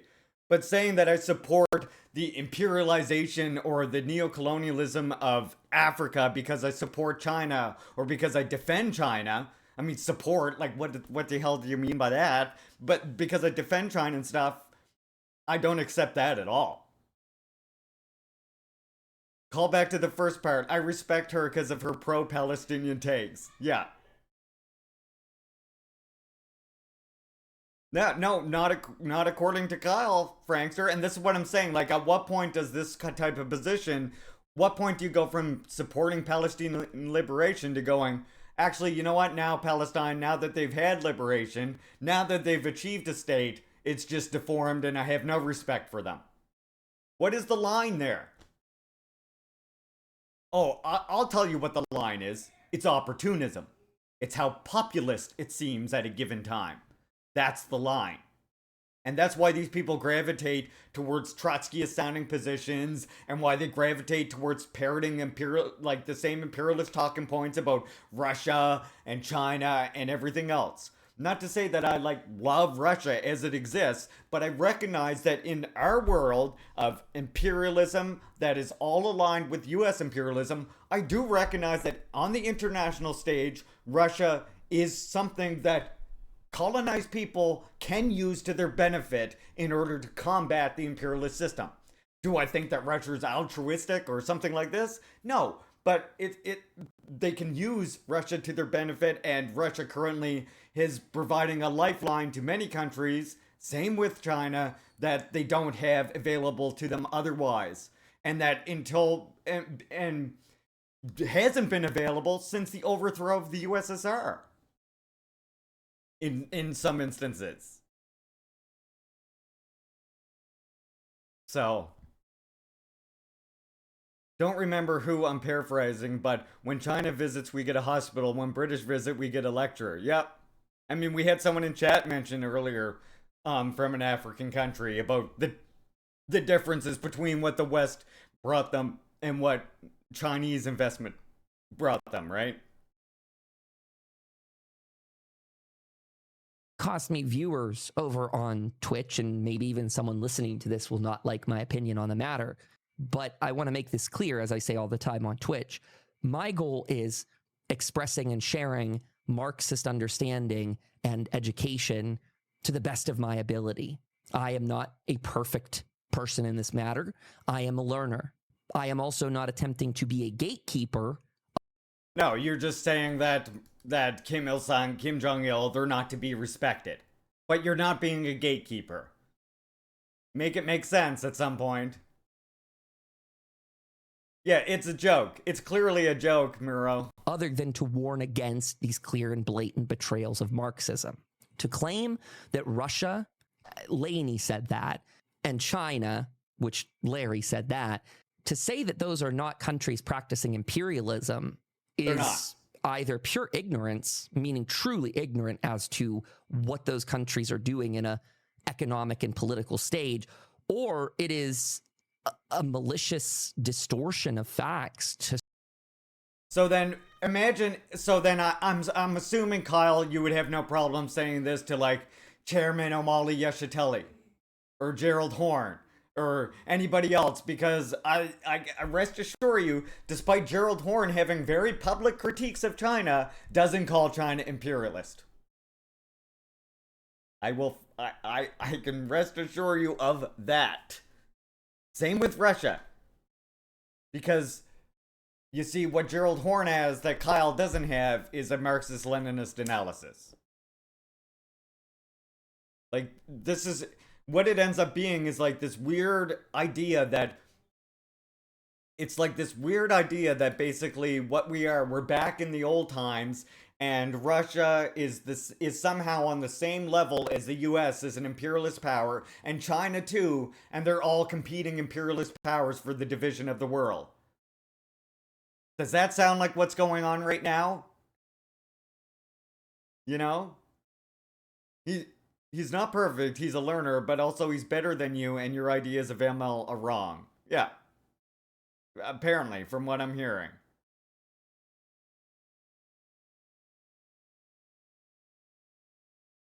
Suit their needs. I do want to make this clear also that I'm not trying to poison other people's minds against these people. I do not think you should have a fiery hate in your heart towards these folks, but instead be warned as to how their ignorance or malice is affecting other people. And I'm piecing other things together here. you know, one of Lainey's top supporters, and maybe I'm wrong for even calling this out right now, but to see that one of her top supporters on her stream for gifted subs is Medikar, a user who regularly gives Hassan, the massive opportunist Twitch streamer, the one who was recently platformed on the Deprogram podcast after he just shilled for Kamala Harris at the DNC, to see that Medikar is her number 2 supporter brings a lot of concern to me. I do not want to be caught in circles like this. I think this is a very dangerous way to destroy your own reputation, is by associating with folks who support other problematic figures. I do feel it again extremely necessary to lay down the line that as a white person born in the so-called United States of America, that I not only do not support this country, but I do support the return of this land to all of the indigenous peoples. This is a very stark departure from those opportunists such as the American Communist Party, Haz Eldin, Midwestern Marx, Jackson Hinkle. What does all this have to do with supporters me? of Putin and Xi. Those guys think that indigenous peoples in North America should be held in custodianship. That with, I believe it's 500 and maybe 40 tribes, pardon me for not knowing that number off the top of my head, but with over 540 tribes here, they say that's too many people to return power to. We can't do it. Instead, they need a strong white savior figure. I mean, I'm putting some words in their mouth there. I don't think they're ignorant enough to go to the line of calling themselves white saviors, but that is in practice Falcon. what they're doing. I do not see. Oh, just the normal shit that I get all the time. You know, Falcon. Get this. Get this. His name is Kyle the Communist Falcon. The guy's name is Kyle, and he's coming after me, telling me that my content's not indigenous enough and that I just look like a white guy and, you know, just your typical Nazi race, your Nazi race scientist streamer. Myself as above any indigenous peoples here. That being said, I really need to drive home the point that, as I quoted in that message, just being indigenous does not make one a good Marxist. Just like me being a gay man does not automatically make me a good Marxist. It is by reading theory and understanding the class struggle. That is what theory is. This dude is friends with Horse? Well, wouldn't that track if he was friends with famous Horse? That makes sense why he's also parroting the bullshit about Wasiah Whitebird then too, doesn't it? History of the class struggle, its critiques and analysis. For any of us to make ridiculous claims, if we were to claim that just being gay is good enough, then when I open Reddit, I should see a land, but instead I look at the content that apparatuses claiming that is what grooms people. And that is a specific piece of history when it comes to indigenous peoples that European colonizers would pick and groom specific people apparatuses claiming that LGBT people are grooming kids. I'm using that term to turn it on its head because in truth, it is our state that does the grooming. Wait, famous Horse banned you, complaining Laney? Really? Here, you don't mind if I just...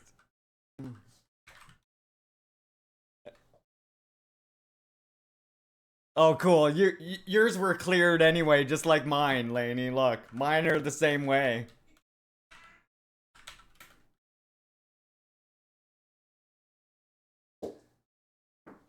Mine are the same way. Mine are all cleared too. Trust me, I'm banned places. Capitalist state and its colonial empire is what grooms people. And that is a specific piece of history. Yeah, you open Reddit? Well, there's your first problem. When it comes to indigenous peoples, that European colonizers would pick and groom specific peoples out of indigenous groups to make them into, what's the word I want to use?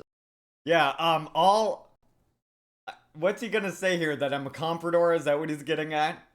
He's dancing around all of this to call me a comprador, by the way.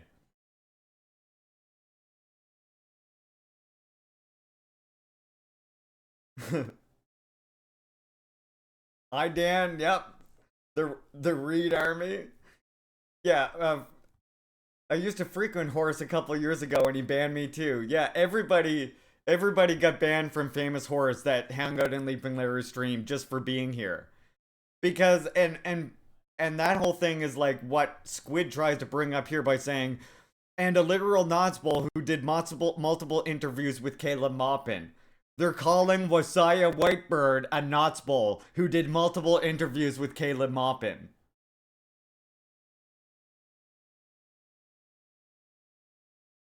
Because he thinks that that's making a point. He thinks that that is perfectly comparable to being indigenous, Falcon. That's why.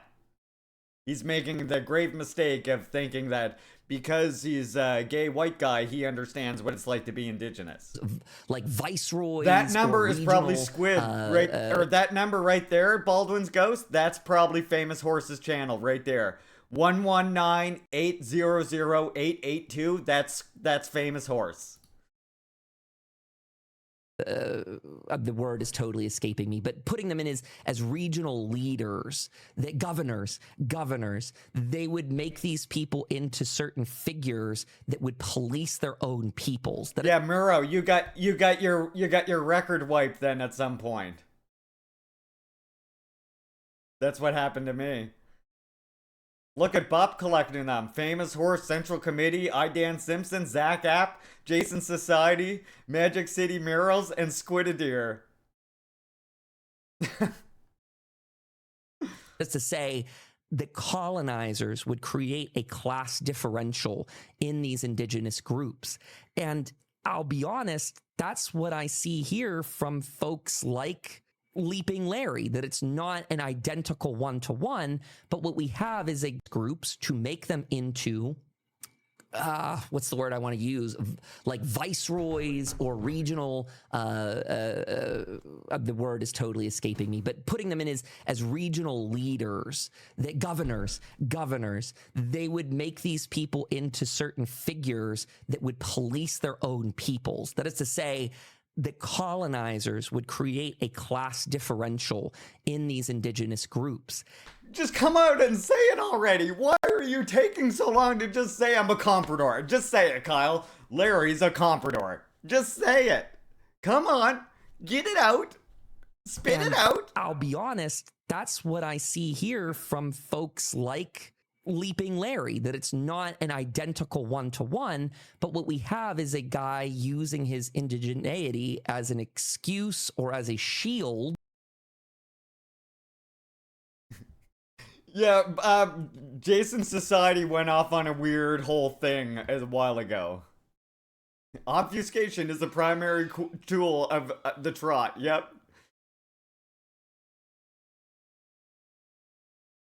Yeah, Daydream. Appreciate you standing in solidarity, comrades. I checked out your messages. I did notice your messages. Push through really reactionary, pro-imperialist, social chauvinist nausea. Like, that's just not good enough. We need to be intelligent enough to see these opportunists for who they are and deplatform them accordingly. So, again, calling for people to deplatform Larry. So can I just say that Kyle, we can assume then that Kyle would like to see indigenous people starve. He would like to see indigenous people suffer a little bit. Again, he said at the beginning, Red Falcon, he wanted to take away all these creature comforts that I got over here. All of these creature comforts. Look, this fancy desk that I got here. I get it. I even got, look, 2 desks. One for my keyboard, one for my mouse. Woohoo! Fancy! Look how fancy I am over here. He wants to deplatform Larry and make sure that I don't have any of my creature comforts because I'm playing games when there's a genocide going on.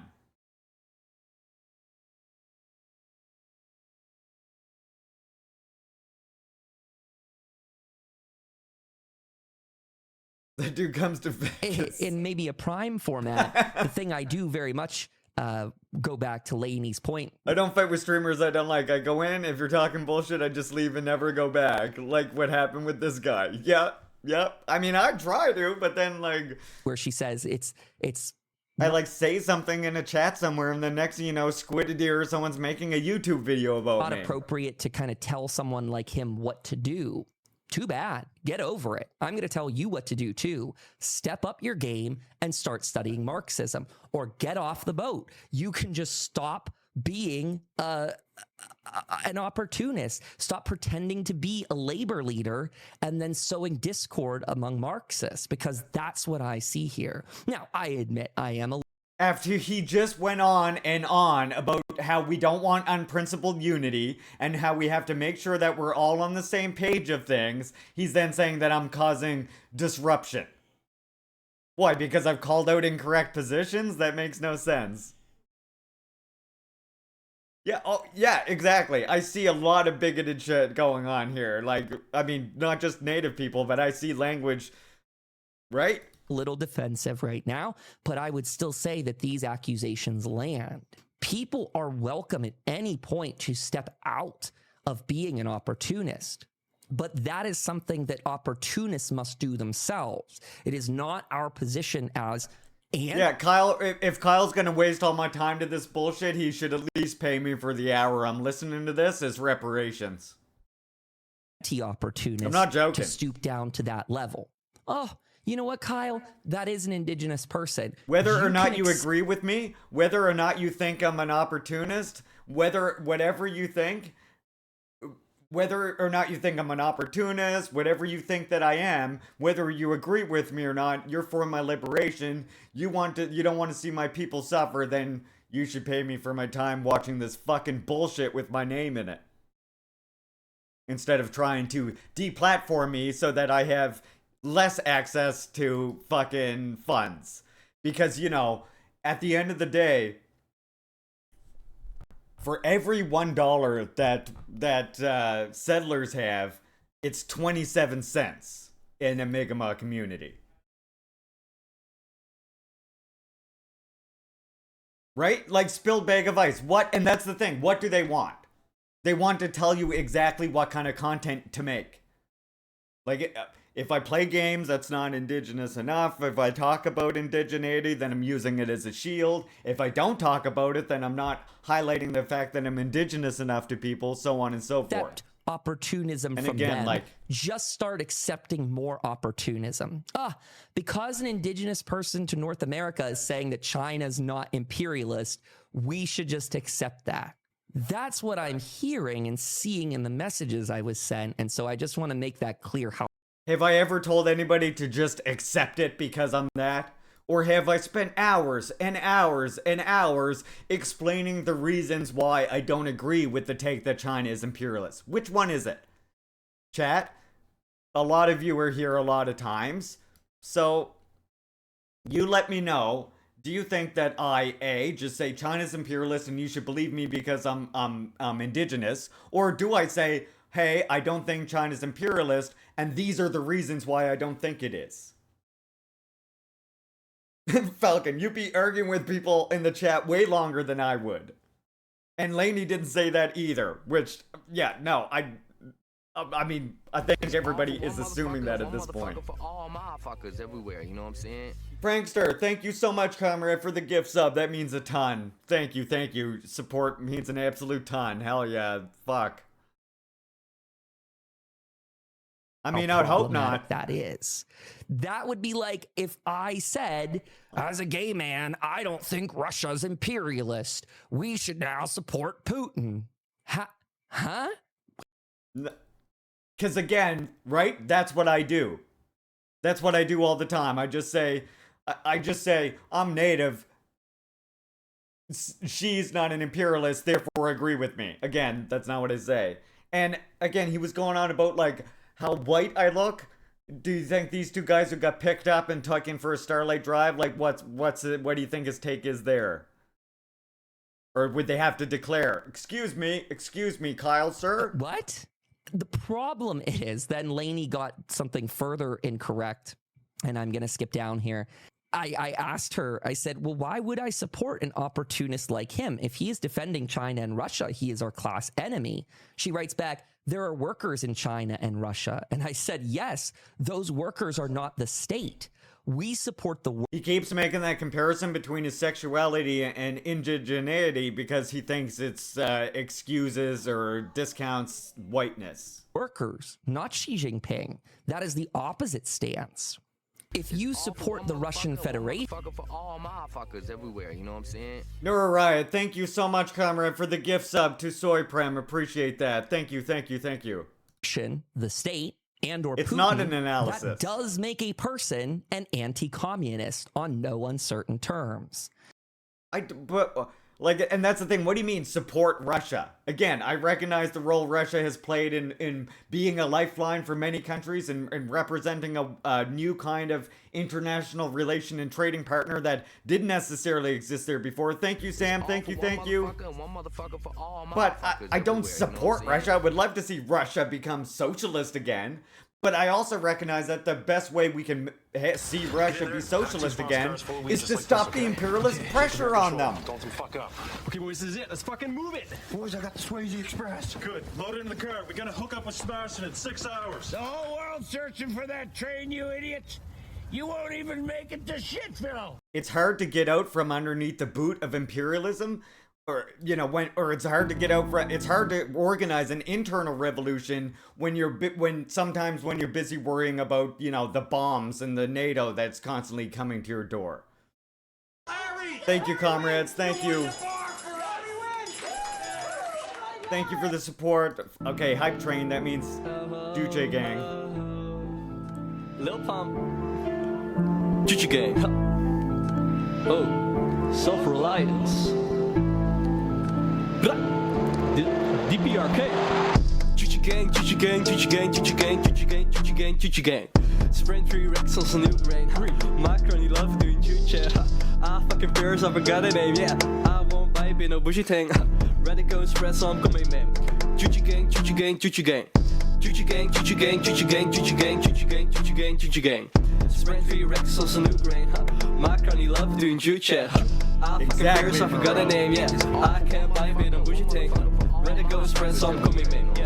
Chuchi gang, Chuchi gang, Chuchi gang. Thank you, Hash, comrade. Thank you. 2 gift subbies. Fuck yeah, thank you, thank you, thank you. In the jets, Korea and Cuba making better meds. None of these camps be new to me, huh? See your kids there, call it tutory. Got some red suits for free. Fuck your army, fuck your bourgeoisie. Bitch, your press expresses sadness. America's democracy's found to madness. Kim Jong-un show no tenderness. America's strategies crying about the status. Everybody screaming, fuck the US. Lil Kim be laughing about the progress. North Korea controlling the ICBM tech. If America gonna attack, we're wrecking right back. Chuchi gang, Chuchi gang, Chuchi gang, Chuchi gang, Chuchi gang, Chuchi gang, Chuchi gang. Sprint 3 Rex on some new grain, huh? My crony love doing Chuchi, huh?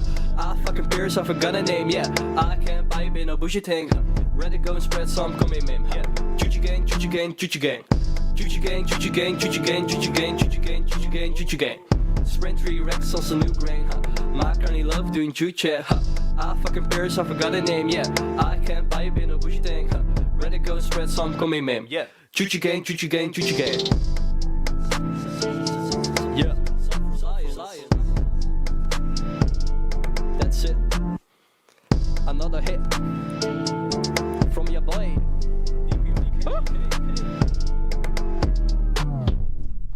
Hey, you know how this works. The hype train's still going, so I'm gonna give you one more. Really need to hear this one right now, actually.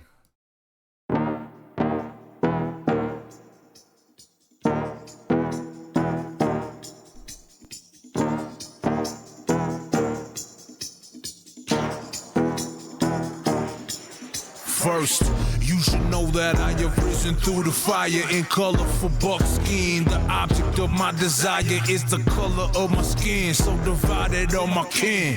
Watch me turn the tables till we eating like some kings in beautiful headdresses. The culture is so impressive, I'm just hoping I absorb it when he passing me the message. Cause baby, it's depressing living in this mess we call a home. We should take it back and chokers resting on the collarbone. Arrowheads, ride along. alone. The enemy like styrofoam, piercing through the strongest armor, death and genocide of foam. And still I stand, a singular red man with Jupiter-sized heart, forever repping my clan. The Eagles and old man, watching over my plans, talking real shit. Baby, no faking here for the fans. I'm shouting out Bobby Jones, my auntie, my mush and George. I'm drawing all of my strength for my people here before me, man.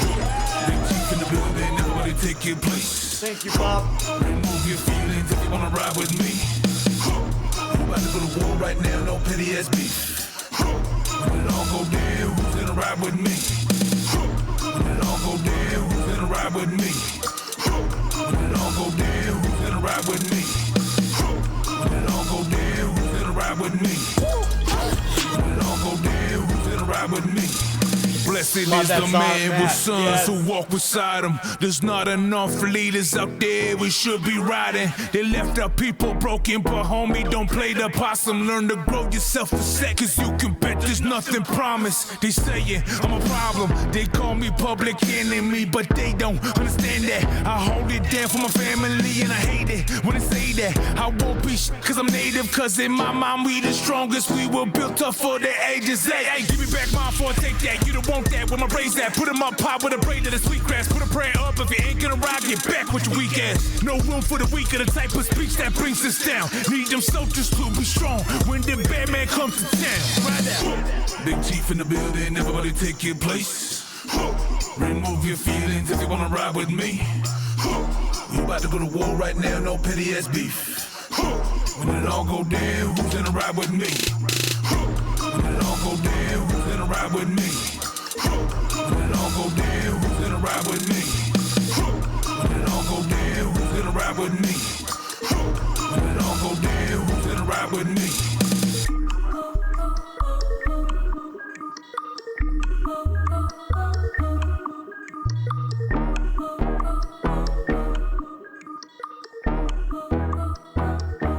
Fucking love that video. God, I love that video.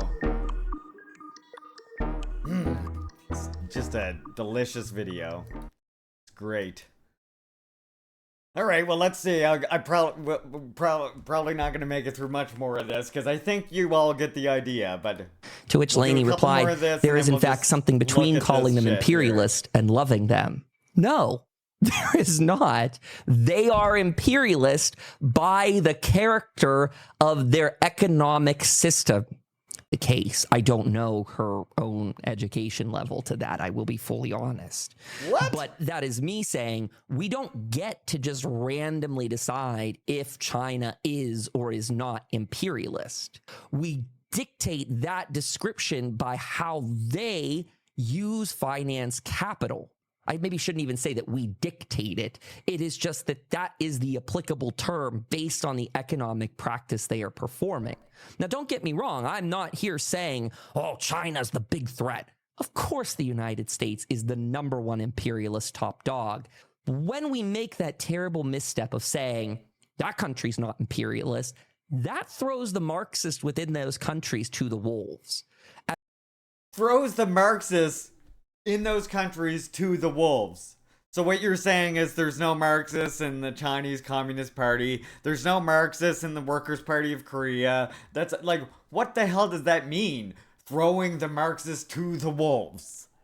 Excuse me? What does that even mean? That doesn't even make any sense. Throw Marxists to the wolves? Huh?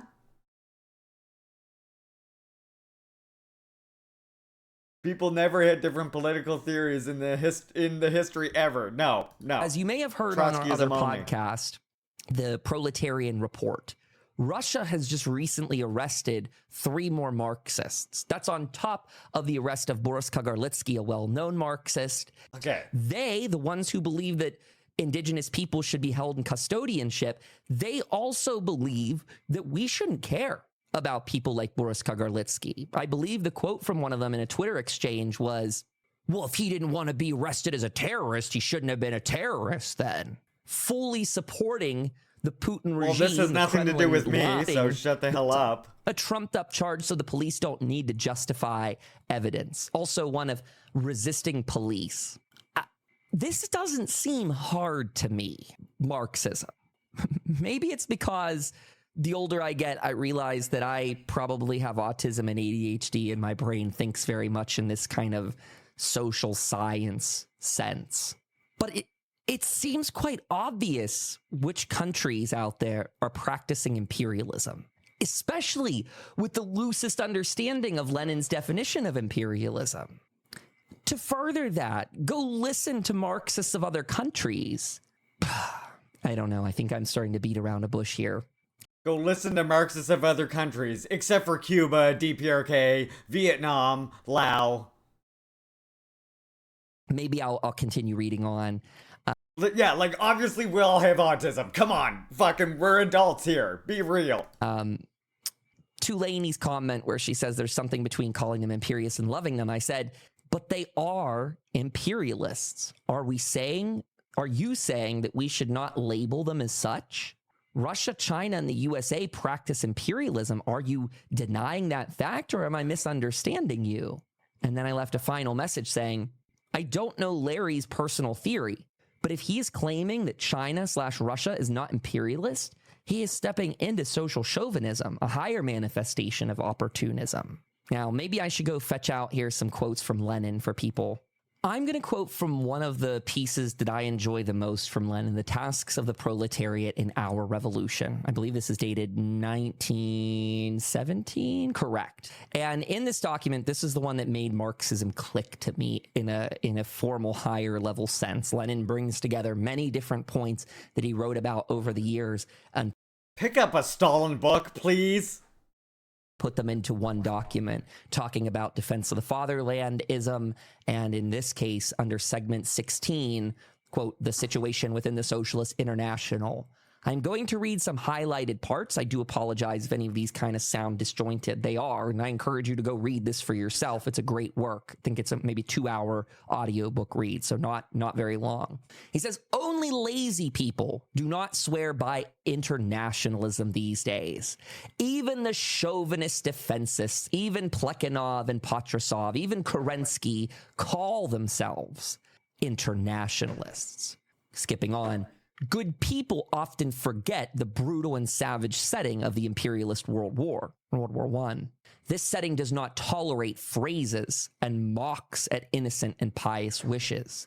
See that Kyle has never, may I just say that Kyle has never gone beyond this era of analysis by Lenin, I think is part of the reason why he's making this mistake of considering China and Russia to be imperialist, right?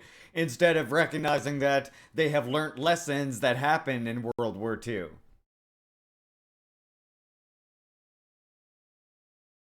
Is one and only one kind of real internationalism, and that is working wholeheartedly for the development of the revolutionary movement and the revolutionary struggle in one's own country, and supporting by propaganda, sympathy, and material aid this struggle and this line in every country without exception. So to summarize that segment, Lenin is saying there is only one valid type of internationalism. There are many claims. Even the most opportunistic people will claim, well, I'm an internationalist because I like, because I recognize the United States is imperialist, so therefore it's okay for me to go support another imperialist country. Lenin is saying, no. Even the most dweebish of people say that. There's only one real kind of internationalism, and that is working wholeheartedly for the development of revolutionary movements in your own country and supporting that exact same line and only that line in every country without exception. That is to say, you support the American working class overthrowing the national bourgeoisie, and you support the very same for the Russian, Chinese, etc., working classes. When did I ever express that I don't support that? To overthrow their bourgeoisie. It doesn't I support all of those things in all of those countries. I like China because I like that they still have hammers and sickles on their building, just like Russia still has Lenin on statues, and just like Belarus has Soviet hammers and sickles on some of their government buildings. I like the aesthetics of it, so that's great. I'm going to go to Transnistria and just pretend and LARP and role play that is somehow a dictatorship of the proletariat. Not only are you wrong with that opinion and stance, but you're an active distorter of Marxism, either by pure ignorance or malice. You guys can choose which one is the most applicable. Are they ignorant, as in without knowledge, or are they malicious, as in willful and tolerant? That's me. That's what I sound like. It's true. That is what I sound like. Of the distortion. Lenin goes on a little bit further down to say the social chauvinists, i.e. socialists in word and chauvinists in deed, people who support defense of the fatherland in an imperialist war, and above all, in the present imperialist war, these people... This is from World War I, Kyle. This doesn't apply to our conditions here. What are you... This doesn't apply to our conditions in 2024 here. I'm sorry to say. Like, it's a good work and there's good lessons there, but taking it as like this carbon copy thing that you just do exactly the way they did in 1917, and that informs your analysis of the world today. No wonder you're so goddamn confused. People are our class enemies. They have gone over to the bourgeoisie. Yeah, that one seems pretty clear to me. These people who get sucked up into defending one or the other imperialist power are not our friends. They are not to be tolerated. See, Kyle says that he doesn't support US imperialism, but what he's doing here by repeating these talking points is actually running defense for US imperialism. They are our class enemies, as they have gone. He's running defense for the homeland. The white supremacist homeland, the ethno-state of America. That's what he's doing, despite saying he's against that. Bourgeoisie. Lenin picks up down the track here a bit under another, it's still under section 16, but this is in part 2. He says, the social chauvinists are our class enemy. They are bourgeois.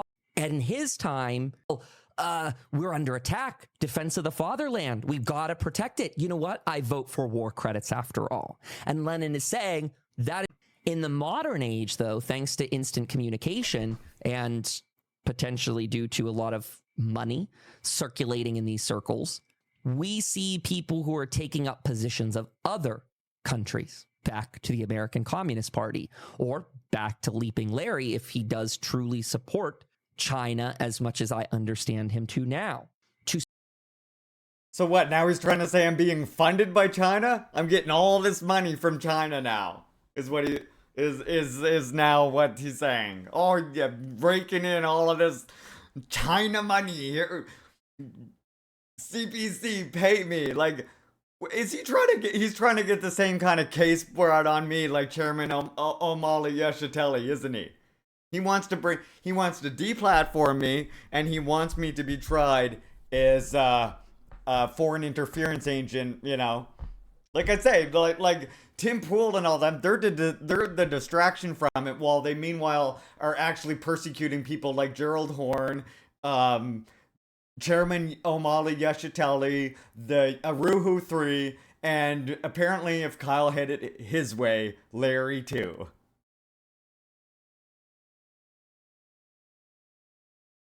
Stand on that side of history to support Wild response to, hey, this was problematic. What's good? Social, yeah. I'm sorry, to support one bourgeois group over another makes right? you as Falcon? bad as the bourgeois. People are like, damn, kind of not sending too much. You are betraying the working class, and instead, you are, as Lenin says, with the help of their bourgeoisie, plundering and oppressing small and weak peoples and fighting for the division of capitalist spoils. I'm guessing none. This to me is a massive problem. People not understanding this. He supports USSR until Stalin's leadership, and then the support goes away. defeats them ever studying Marxism to begin with. As I see it, this is one of the absolute most pressing moments and topics of our time. As our countries are gearing up for imperialist Right, war, Matt? these people will betray us because they are already on the path to doing so. What they're doing today may not seem vile, but the path they are going on and going down, it has bad outcomes. I'd like to take a read of a section further down here. It says, it is weism, but to be able building this conversation who are filling their insecurities with strongman worship. Well, I don't know Marxism. Well, I like Putin because he's just there and he's tough, so I'm going to support Russia. That's not Marxism. In fact, that's an abandonment of Marxism. The very same is said for those that are pro-Stalin. Well, I don't actually know Marxism, so I think that Stalin's strongman stuff, it's just really cool. I like how he got it. Stalin strongman stuff? Bro, Kyle, you haven't read a word of Stalin? We can tell. Stalin strongman stuff. Here, I want to read to you my favorite Stalin quote. The real strong arm shit here, okay? You might want to sit down for this because this is going to get real. It's going to get super strong armed in here. Beware of the strong arm. It's a coming. I'm going to hit you with the Stalin quote right here. This is my favorite one, actually, from any of his books.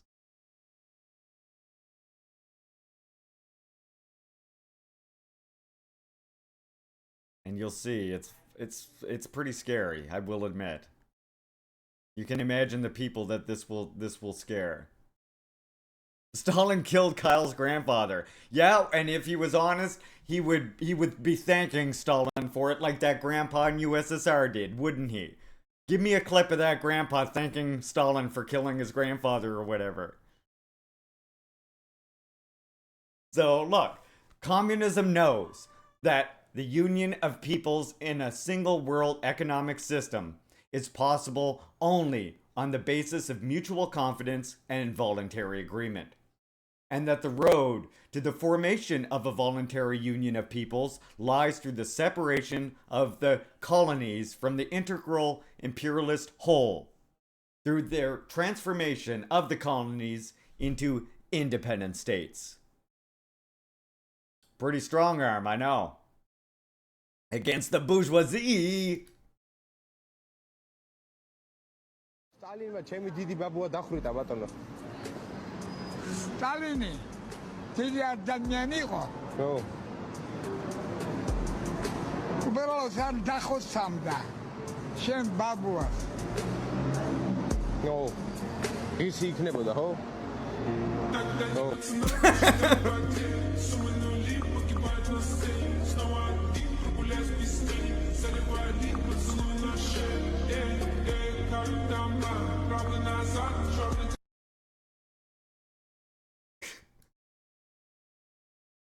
Yeah. See ya. Everything done in the country, and everyone feared him, and that worked really well, and he just purged all these people. I don't know if they were good communists or not because I've not taken the time to read any of their writings and I've never looked into their history, but I think that having a man that can act so tough and belligerently like that, I think that's a good thing. Stalin, famously belligerent. Like, are you fucking kidding me? The man asked to step down 4 goddamn times from the Communist Party, and every single time they told him no. The last time he was like all right, man, the last time he was like closing in on his deathbed, and in his like big letter he was like, look, my wife is getting old, my kids are adults, they've moved away from home, I would like to have time off, and I would like to spend the twilight of my years with my wife. Party literally voted no, and he said, okay, I guess I have to keep being chairman of the party then. Real strong arm guy. Guy wanted to fucking leave and spend time with his family, and he didn't because the party voted no.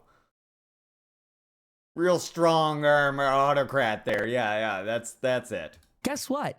My Russian comrades have said that that's a reason why there's still people who are anti-communists in Russia, but favor Stalin, Folks that will say, well, if only we had Stalin back, he would clean up the military. That's an implication that he would simply shoot the people there. That's not Marxism, folks. That is not Marxism at all. And parroting tired old disproven lies about Stalin that only ever came out of the mouth of Khrushchev in the 20th fucking party congress isn't Marxism. You haven't moved past he hasn't moved past 1918 in his analysis, and it's deeply. The fact that there's so many people distorting this stuff very much worries me. This is dogmatism. It very much worries me. I probably sound much too hostile than I intended in this, but it is hostile. In fact, reading Lenin's works is what made me more hostile. Like, if my blood pressure has gone up, if I have taken this more to a chopping block, it's because I'm sitting here and reading Lenin. And he's telling us in no uncertain terms, these people are your class enemies. They aren't your friend. Do not be making Twitch or Twitter friends with these people just because they have views that you might be able to associate with and maybe get some followers for yourself. I'm not interested in making friends. I hope this doesn't come across this part too mean when I say it. I'm not interested in making friends. I'm interested in spreading knowledge. I understand my limitations. You don't come to Kyle for warm hugs and fuzzy kisses. That's not my shtick. I am not that guy. But if you want to hear a real revolutionary line that is probably going to put you and I in a position of feeling bad that we're not doing enough, then come to me. Because guess what?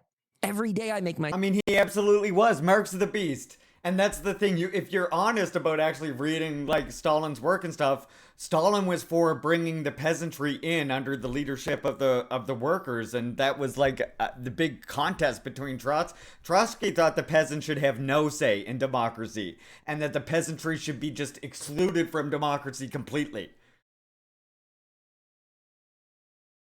Myself feel bad for not doing enough. And guess what? I feel comfortable saying right here, without even knowing you, you and I are both not doing enough, because if we were, we would have revolution. Not in a magical, fairy dust, pixie wand sort of way, but in the sense that if we were actually doing enough, we wouldn't be sitting here driveling back and forth with streamer drama and other nauseum. It's not good enough. This isn't where we need to be. What we need to do is steel ourselves as a movement for people to get good at detecting who these frauds are and deplatforming them. And you know what? Further than that, I will double. Fourth call now. Fourth call for that. Have I once called for that of him, despite... Now, I mean, you see the bigotry that's coming out of here. Everything from misogyny to racism. And you don't hear me calling for that, do ya? Down on what does that tell you? That Decolonized Buffalo says. He says, and this likely applies to me as well, and so be it. That is my fate if it is. He says deplatform all colonial Marxists, all settler Marxists. Now, when he's saying that, he is talking about figures like Rothbone, like Midwestern Marx, like Jackson Hinkle and Hawes.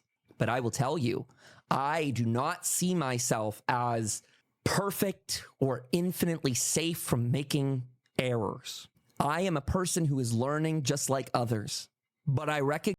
Because Decolonized Buffalo said something, Falcon. So therefore, nice. Kyle's this right. Isn't my land.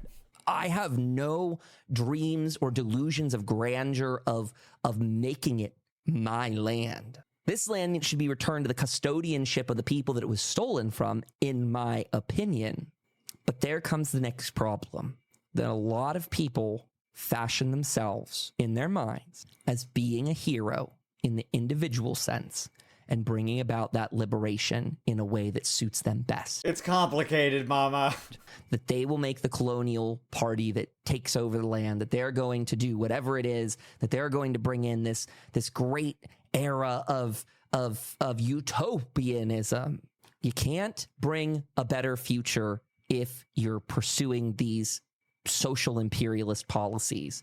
If you are being a chauvinist, whether he's using the reason why he's dropping Decolonized Buffalo is to basically drop a name and tokenize somebody.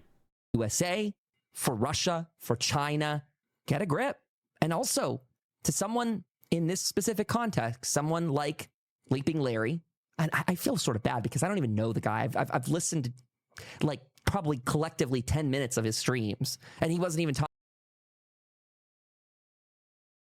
So this is all based off 10 minutes on my stream. 10 minutes.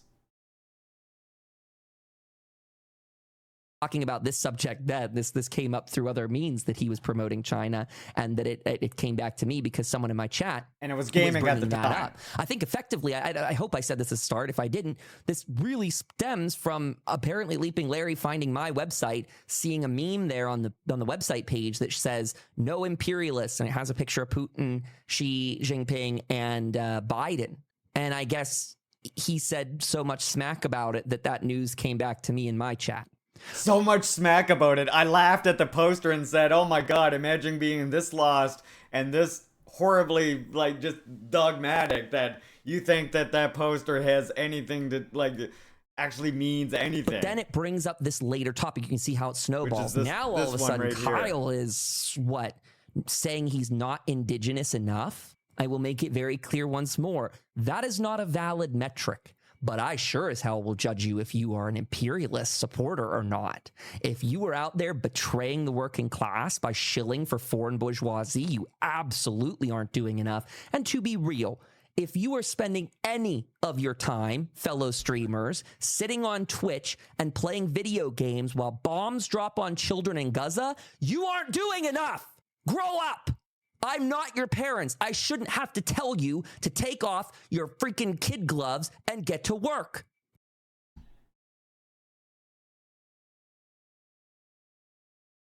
That's a nice fake rage there, Kyle. Indigenous people can't, nobody can play video games on here because you're not doing enough.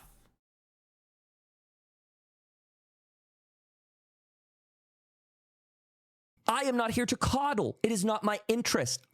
What he's doing here at this point, I have to imagine that his support of Palestine is a fucking grift at this point. I'm sorry. Smack is needed instead of coddling. What more do you need to see than the imperialists slaughtering children wholesale? What do you need to see? What will do it? If genocide isn't enough, then nothing will be.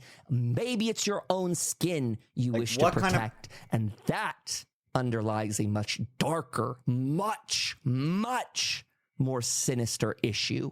If you are only interested in protecting your own skin, your own reputation, your own clout on the internet, then you have already betrayed us. Pick which side you're on, working class or bourgeoisie. You can. There. Let me help you.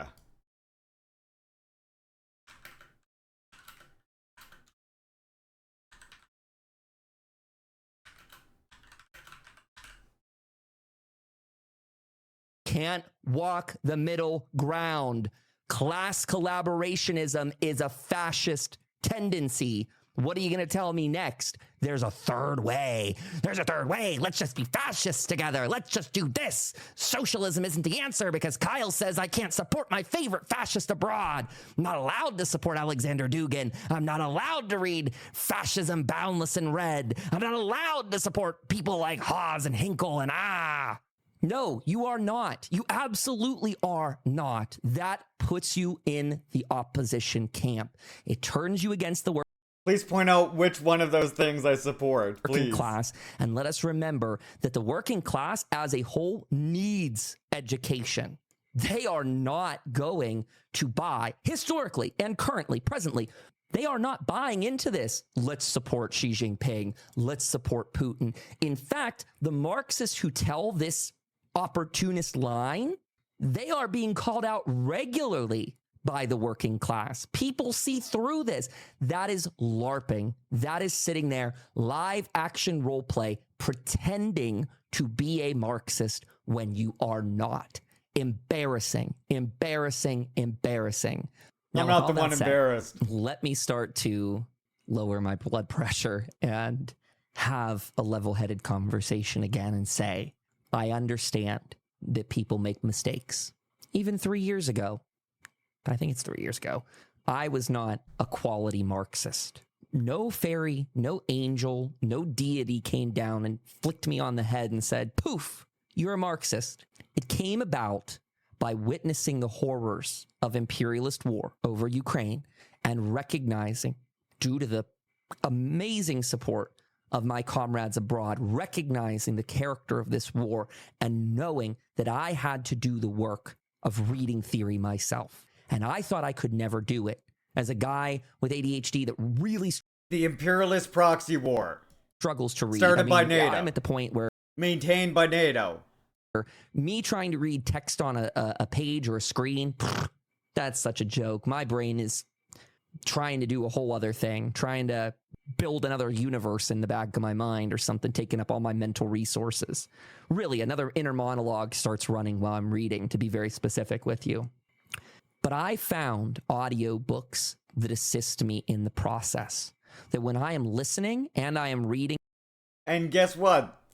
The person that he wants to deplatform right now, Leaping Larry, reads audiobooks to you.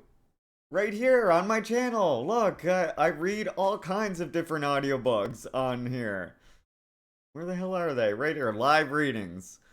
I make audiobooks right here, doing reads for you. Right now we're reading Counter-Revolution of 1776 by Gerald Horne.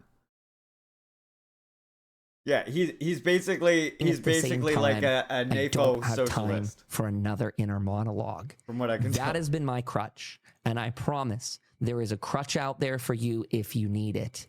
But you cannot sit around and push dangerous anti-worker beliefs, distortions. People will die. Are dying. Lowering my blood pressure, huh? People are dying now because these things are misunderstood. That is the crux of the problem. People do not understand the character of imperialist war, and thus it is continuing. And it is only going to escalate and grow until a full second and third front open. Where are those? Likely with Iran and then with China. If we were all doing... How many Palestinian lives do you think Kyle saved directly today? Since he's passing this judgment on to us. Enough, we wouldn't have this problem. So clearly we are not doing enough. Things like this grind my gears, burn my balls, because I hate wasting time appeasing people's feelings. While I'm appeasing your feelings, children are being blown to pieces. Just think about that. That's how I view the world. And yes, every action throughout my day, every single action, I think, while I am doing this, someone is dying. And not just like... Well, noble Kyle, thank God, Kyle is the one who's thinking about this no matter what he's doing. Even when he's playing games, Kyle's thinking about that. Unlike Leaping Larry, who just irresponsibly plays games on stream. Old age, or they fell off the toilet and cracked their head. They are dying to bombs being made in the United States, in Russia. It's so obvious. I'm starting to think he doesn't recognize the ongoing genocide here either, March, but, it's so obvious. He's doing the hard work, though. And to Leaping Larry's point, bombs that are being made in North Korea, I've heard, though I personally have not been to Russia to validate if those weapons are actually shipping from there. The point being, we need...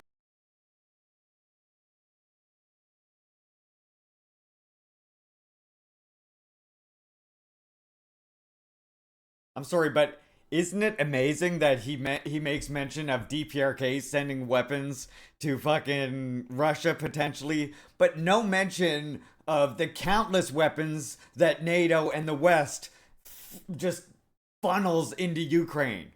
What does that tell you about his position right now?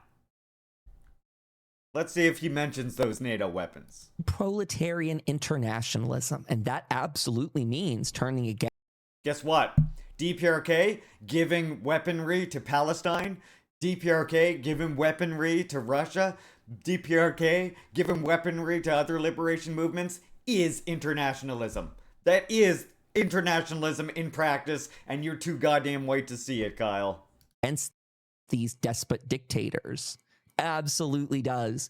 So if you are going to choose Putin over the working class of Russia, if you are going to choose Xi Jinping over the working class of China, you failed. You failed. Congratulations, you're a class enemy. Hope the big bourgeoisie find you useful enough to keep you alive, because that's your ally. So choose. Which side are you on? The current choice? Embarrassing. Embarrassing, embarrassing, embarrassing. And no, I do not wish to become a famous streamer. No, I do not wish to bring together all of Twitch in some kind of ridiculous unity. I am not so gullible or foolish on these matters. My use of the platform Twitch is most certainly not to appease other streamers who want me to apparently make good This with guy went to opportunists. broadcasting Hell school. no. My job I is feel like this could be a speech this could be cut down and could be the speech the Joker is giving while he's like putting his makeup on in the mirror or something, right? to spread Here, just real imagine Marxist it. material to push people further, further, further. And if they break in the process, so be it. Replace them. That is a concept people need to get familiar with. That is a concept that Marx and Engels put forward in 1850, that if you are going to push people forward to be representatives of the working class, you hold them to it. You push the line. You demand that they are more and more revolutionary each. When did I say I was a representative of the working class? When exactly did I take up that role? I would like to know. I just thought it was a guy on the internet trying to like learn a little bit more about communism and socialism and take a community along with me. And every day. And if they buckle, so be it. You found a defective part, dispose of it. They don't say, oh, well, that person you elected they did their absolute dandiest, and it's just totally okay that they are going to sell out the working class because, you know, we all have limitations and yada, yada, yada. This isn't even hard, folks. This is not the hard time either. I would remind people that are sitting here with internet and electricity to listen to this episode that this is not the hard time. If you have the connection to listen to this, you are still in an easy spot in the world. You got. Are you kidding me? You know that people in Gaza could like connect and watch this, right? You know that, right? Like how they connect to fucking Electric Intifada and give interviews sometimes? You know that would be possible. So what kind of fucking qualification is this? Got it easy. Because guess what? A time's going to come soon where you're not going to have access to these things. That's coming to me too. That time's coming here too. And you see, that's the Proletariat International. Here, I'm gonna put something in chat in writing so that you can see it in writing. Nationalism aspect. And you and I are think both about going what to Kyle's suffer and saying. die. Our choice is, are we going to fight to overthrow that possibility? Are we going to fight together to do that? Or are we going to stake our names and our reputations on bourgeois imperialists who are most clearly not representing the interests of the working class? I think I'll leave it here. At 50-some minutes, I certainly didn't expect to record this podcast, but I just want to say, if this does get It's to true Leaping though, Bob. Larry That is or the to Complaining statistic. Laney, do better. Do better. I am not the gatekeeper of this, but my goodness, as a three-year studied Marxist, someone who has thrown his all into this and who has materials here that just very clearly make it obvious that these stances are not enough. I'm not your parents. I'm not your keeper. I'm not your significant other. I have no claim over your life. I cannot force you to do anything, but I can tell you, you disappoint me with these current stances. Now, I will hope it is out of genuine, non-malicious ignorance. That is my hope. That is my, I'm not a prayer man. I'll just say it as a jokingly hyperbolic sense that is my silent prayer for you. My vocal prayer right here, I suppose, that I hope that it is just non-malicious ignorance. But when we got people like, yeah, he's been a communist for 3 years, and this is the way he's coming for me again. Like, again, no thought that maybe I would have something to tell him or show him that where he might be misguided on like Stalin or Kim Il Sung or anything like that. Seeing as how I've studied just DPRK for the past 6 years. Nah. Like the American Communist Party supporting China and Russia. And then we have supposed indigenous peoples here in the Americas, so-called, supporting the same bourgeois apparatus as the ACP. The ACP wants to invade Canada. That is their adventurous nauseum that they're spewing. They want to invade Canada. What does this They don't have to care do if with you me want it or now? not. Specifically, there's tweets about this. They don't care if you want it or not. They're ready to invade. Without knowing Larry well enough, maybe the next question is, does he have associations with the ACP? Would Lainey know the difference if he did? Would she be able to detect that? I don't know the answer to that question. And Oh, now he's making accusations about me being in the American Communist Party now. You want to go there? Leaves me wondering. There are many good people out there who cannot tell when they're being duped because they simply do not have a breadth of knowledge to understand. And believe me, That's what he's saying that about Lainey, by the way. I disagree. I think Lainey is intelligent and revolutionary as shit. Like, this is what I'm saying. Like, you can tell the direction people are going. And that's what has made him so mad, I think, at the end of the day. believe me, there are many people out there who are trying to distort and deceive. I don't want you to just believe me in word. I want you to go and witness it for yourself. Go out there and witness what the ACP is doing. Watch them dogpile people with slurs. Watch them say that indigenous people don't deserve the land. Hell. Yeah, Rob, Squid is connecting the dots for Kyle earlier since Red did an interview with Maupin 10 years ago or whatever it was. Anyone associated is now a mega communist. Yep. And you might wonder, why did Red do an interview with Caleb Maupin? Well, Red...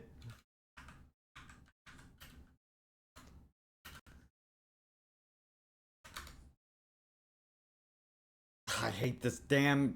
I gotta go to Google search. Hold on. ACP's lead peoples, Nikki the Hegelian, a fellow Canadian in that way, she said fellow in a tweet Canadian? that indigenous peoples having reservations is the same as Israel, that they're both ethno-states. And I am hardly paraphrasing. I mean, she says it more directly than I just So did. what So does let me this go again have to do with me? Exactly. back again from memory here, reciting this to you. Our comrade Wasiah Whitebird, you see, was elected to city councilor of Ashland, Wisconsin in 2019 to 2021 as the only open communist, the only native guy to be elected like this. So guess what? It was a big deal. Caleb worked for RT America at the time, which has interest in telling an alternative side of American politics. So, of course, he was fucking interviewed at that time by RT, elected as the only open communist at the time in fucking Wisconsin. In most of America, I think there was one other person that was an open communist that was ever, elected in the same capacity, anywhere close to his area. So, of course, he was interviewed by, a lot of different things. And again, at the time, Caleb wasn't well known as being a PATSOC or something. He was just an RT employee at the time. Despite the fact that, myself and Red Falcon in chat here were trying to raise the red flag at the time about Maupin, but still. And him doing this is...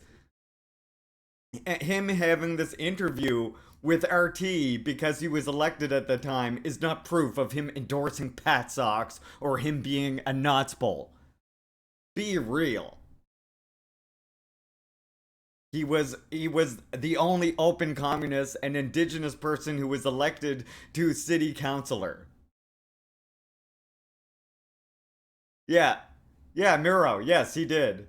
The whole spanking thing that we helped bring to light. The Nikki the Hegelian says that indigenous reservations, the small bad swaths of Red land. didn't know who Maupin was at the time at all. No, exactly. It's a ridiculous accusation. That Canadian and United States governments pushed indigenous people onto. She says that those are like this Israel. hour is all 10 minutes of hearing my stream. Don't forget, comrades. Not like Palestine. Hello. Anyone paying attention to this? Anyone seeing personally? What does Nikki the Hegelian have to do with me? If it ever makes it to them.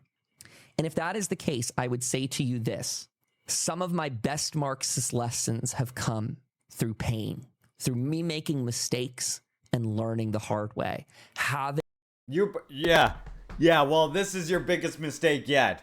And my guess is you're going to learn the hard way from a lot of indigenous people who are not going to be happy about hearing a lot of this. So a more knowledgeable Marxist tell me, that's not right. You've got this wrong. Here's some reading to do. So I will recommend the text that I did in this one, The Tasks of the Proletariat, Now Revolution. It's only one. Lenin has other works on opportunism. If you're curious to read more of those, I believe he actually has one titled Opportunism. Actually, I should make a whole section on the website titled just that dives into it. I, in the past, had tried to create a section that was going to be sort of a Marxist dictionary of sorts. And I have it linked in here. Actually, if you go to that piece I was referencing a second ago, great work. I've got lots of highlights in there for you if you want to do that. You didn't know, Daydream. And what's the third Don't one beat down yourself here? up over it. You had no idea. That's why I just messaged you sort of friendly yesterday and just like warned you what I've heard from other people. This is really, really short. Times of imperialist war. Zinoviev collaborated in writing a pamphlet, just as the Social Democratic Organization in 19... I want to read out Conviction. His mobile streaming rig, instead he's sitting inside looking at pictures and videos of himself flexing, showing up on Twitter. That is not doing the work. That is me? The exact opposite of doing the work. We've also got, Rothbone sitting down with Eddie Liger from the American Communist Party. You listening to the Deprogram podcast with Hassan, because I noticed that they have a clip in there, a segment. We were just listening to it earlier tonight, where they call out the ACP for use your voice while you have it. Call these people out for the betrayers they are. You mincing words really reminds me of the Second International. This flaky, I'm with you, but I'm not. A socialist in word, but not in deed. That's what comes to my mind, to use Lenin's terms for it. Everyone out there, we need to do better, and it isn't hard. I promise you. Marxist.org, easy website to access for the time being. I can provide reading lists if people need them. We do readings on Twitch on Monday and Saturday. If you want to come out and support, you're welcome to. If you don't, that's fine too. You have agency. I just hope you're using it for something productive and not just sitting there stroking it to the images of Stalin, Mao, Xi, or Putin. Stroking it to the images of Mao, Xi. Don't trust podcasters. They will betray you. Don't trust podcasters. They will betray you. Don't trust podcasters. They will betray you. Thank you, Lenin, for that important advice. Infinite patience for those doing the work, trying to learn and grow. Yeah, Daydream. When I can tell people are genuine and actually wanting to learn, I have infinite time for trying to help people do that. Right? I think Lanny is actually someone who might have learned that firsthand. Like, if people are here genuinely trying to learn or trying to like ask questions or get information about something, that I have no problem, like, I'll derail the whole stream to try and teach you about it. I have no problem with that. It's just people who are here to troll. And here, if you want, Laney as well has made a whole post of this on the Twitters as well. So you can actually see for yourself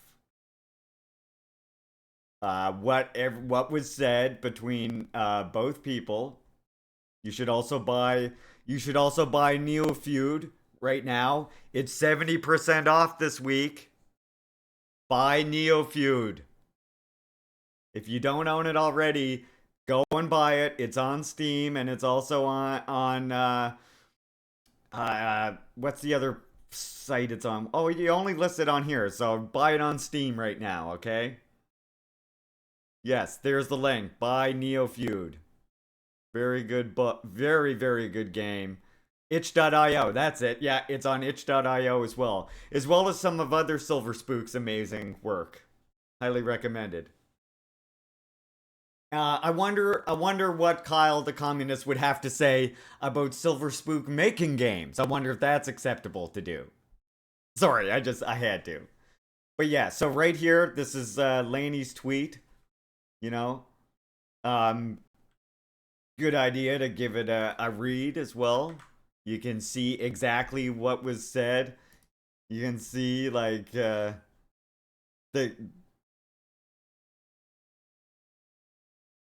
I think Squid may have had that exchange with him on Twitter, but I'm not interested in it. No, it was in your chat.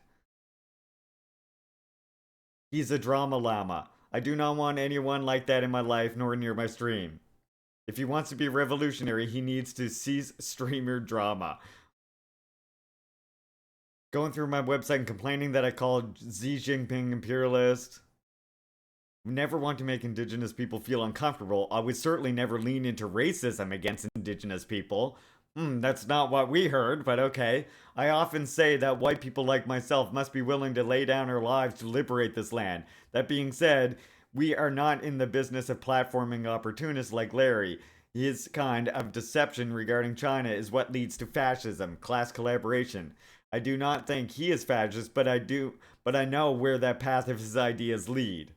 I think if Larry wants to avoid making adversaries on Twitch, Jesus. And then, yeah. This is not drama, this is moderating racism in our own chats. I was there when he critiqued the meme too, and I happen to think he should stay in his lane? Wait, he told me to stay in my lane. Oh, interesting statement to make. Anyway. This is not drama. This is moderating racism in our own chats. I was there when he critiqued the meme too, and I happen to think it was perfectly reasonable and calm. He focuses on theory, like you could watch him maybe. I could copy paste his messages about imperialism versus his critique of China and Russia, or you could check out his YouTube or something. We'll rate more later. Why would I watch an opportunist like him? If he is defending China or Russia, he is our class enemy. Just dismissal. No interest in actually like learning where he might be misguided on these topics. Just shut up. I don't want to hear it. I don't want to read an opportunist. There are workers in China and Russia, yes, but those workers are not the state. We support the workers, not Xi Jinping. The opposite, the opposite stance. If you support the Russian Federation, state, and or Putin, that does make a person an anti-communist in no uncertain terms. There is in fact something between calling them imperialist and loving them. Yes, God, see, Laney gets it. And this is the thing, like, Kyle is showing himself, despite all of the rhetoric, to be much less able to think dialectically than Laney is, just in this conversation.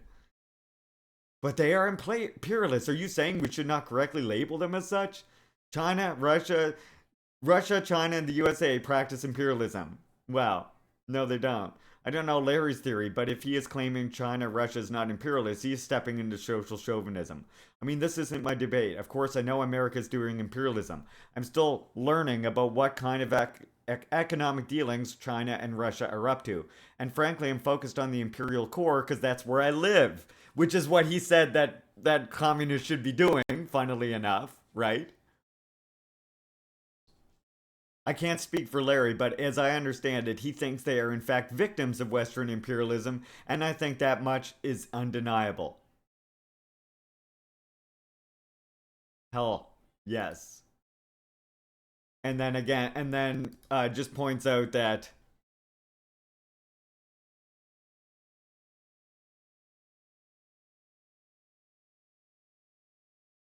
oh wait.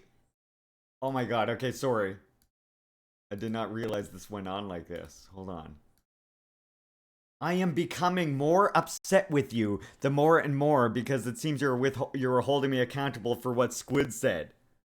You are responsible for moderating your chat though. Listen to this episode. I recorded specifically for you. Share it with Larry if you want, which is what we just listened to. Don't let me find you. Oh, you were responsible for telling Larry that I'm to blame for what Squid said. What is this? Don't let me find out you are responsible for telling Larry that I am to blame for what Squid said. This is abuser shit. This is red flag abuser shit. Big time red flag abuser shit right here. This is predatory abusive language. 100%. I'm not upset. I'm relaying the harm that was done by people in your chat, which you agreed with and took as evidence of him being opportunist. If you're for Lamback, I suggest you start with apologizing to the indigenous person you harmed. If anyone is gaslighting here, it's you. You seem to want to start drama. Wow. I was there that day and I really don't appreciate the gaslighting. Oh, I have no interest in Larry. Who cares about him? He's the class enemy. You shouldn't be fraternizing with him either. Seems you listen to nothing I say on my streams. Why is that? How did you manage to attend so many and learn so little? Holy shit. Again, what I'm seeing here is abusive language. This is the language of abusers. Can we please highlight a certain Kim Jong-il quote again?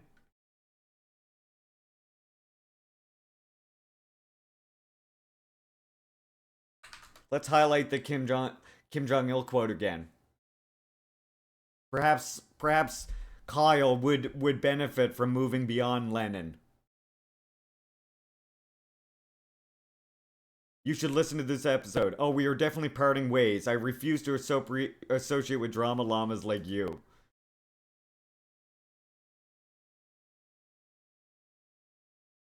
I did this privately, specifically to avoid drama. I'm sorry it's so offensive to you, I guess. I'm happy to part ways. I just want you to understand how you are at fault. I just want you to understand how you are at fault.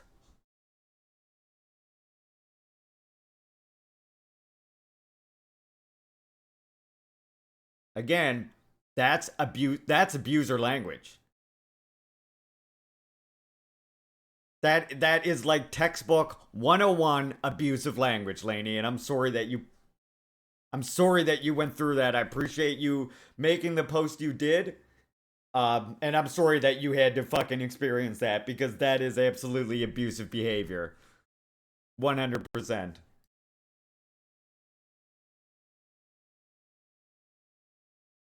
And before we go, like, people have dug up stuff about Kyle and found out that, of course, he's this person named Kyle Dempster. This is the web page right here that he's going on about, is like such an important resource for our liberation here.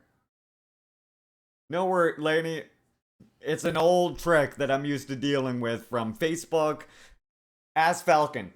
Falcon, how long have I dealt with this exact same bullshit on Facebook? Elder Scrolls Online doxing drama ends with one partnered streamer booted. This is talking about this Kyle Dempster. An Elder Scrolls Online community has been abuzz this weekend over an incident that rocks the game streaming crew.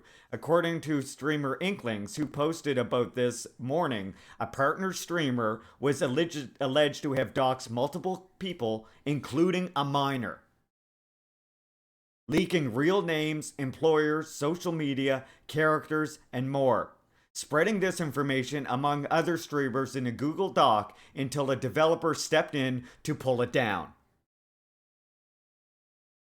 A bit of digging made it clear that this document had been created and initially posted privately by streamer Kyle Dempster. He just wanted that minor to understand how they were at fault. Larry's good, we're all good. The folks he couldn't sway weren't in as much threat as any of his viewers who fell for his manipulation. Glad you're okay. I'm grateful you're here. I don't think anybody would take it for granted. Absolutely, Laney.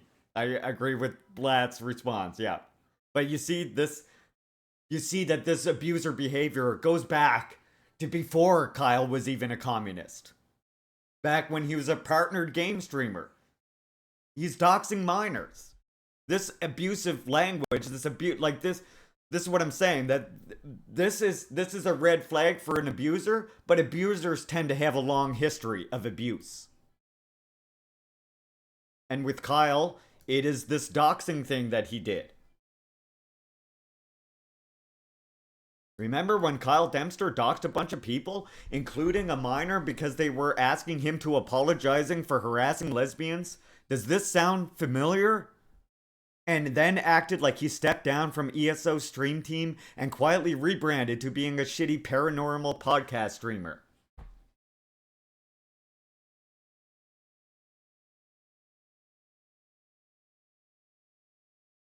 And we have stuff here. This is all in our Discord if you need more information. But it's all here, including him being abusive towards other people in this Ukrainian forum. And there's more. There's him being directly abusive to a minor in his community that we have screenshots of. Like, yeah. Paranormal? He should go back to that. Yeah. We played ESO together. I took a break from Twitch and ESO for several years, though, and missed all of that stuff. I'm sorry that I'm the one to highlighting it, that I highlighted it to you, Daydream, but like I said, like this is why I kind of messaged you quietly yesterday and just said, like, look, there's this Kyle communist that has sort of been coming at me, and from what I've seen from people who used to mod for him, there's some red flags for abusive behavior, and you see why I say this now. So yeah, I'm sorry that we had this big, like, after-stream discussion about all of this bullshit, but seeing as how he's gonna make an hour-long video about me, I wanted to just kind of, like, address all of the points that he was gonna try and make in it. And then, of course, we have Squidideer. Oh yeah, I agree wholeheartedly. A lot of this began when Larry called a Chickasaw woman a community token. Never happened. Never happened. And brought someone who held a blood quantum feud against her. That never happened. And I will say that the person who said about blood quantum in that was just pointing out that nations do use that to determine who's in their membership as well, right? Like, that is something, as much as we disagree with it, as much as we recognize blood quantum is colonizer bullshit, nations do still use it to determine who is who is still in their nations, even you know, sovereign nations, yeah, they do that. So fuck off with that, first of all. And a literal Knots Bowl who did multiple interviews with Kayla Maupin. And there again, he's talking about her comrade Wasiah Whitebird, who was an actual communist, indigenous communist, actually on the ground, being elected to city council, actually trying to do the work of improving his community. And you get people like Squidideer who said that. Anybody who knows Commander Red knows absolutely they are not a Knots Bowl. And, well, I think Jay actually said that Jay was someone who looked into it themselves. And from reading Commander Red's, like, testimony, realized that it's not true. And so if you go to Commander Red's, you will find it is on here somewhere where he talks about this stuff. Yeah, right here. And he's done a big, like, he's done sort of a big thing talking about all of that before. So, right here. Talking about all of this, where these accusations come from, why it's bullshit, and why it's not applicable to Comrade Red, who is not a Knots Bowl at all. The truth is out there. The truth is out there. There you go. There's a lot of nameless, problematic people with no receipts to be seen, but this is not it. It's good. I wouldn't know these streamers were this unserious. Yep. And again, like, I hate that I gotta go through all of this in the evening. I didn't really want to, but I wanted to sort of, I figured, address it, we'll get it out there, and I'll just fucking put this on my YouTube or something for a while so that it's out there.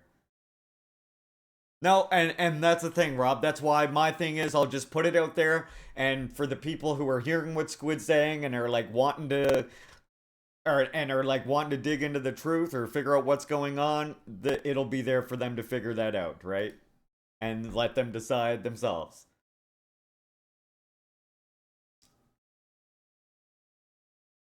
So yeah, there we go. That's our stream today. Tomorrow, Kyle's not going to like this one, but tomorrow we're going to do all game streaming. We're going to do some retro gaming, probably in the morning, arcade games, and then we'll do some Red Dead Redemption 2 after that. Probably watch some King of the Hill or something in between there somewhere. Yeah, we're going to game stream tomorrow. We're going to game stream and we're going to watch other stuff all day.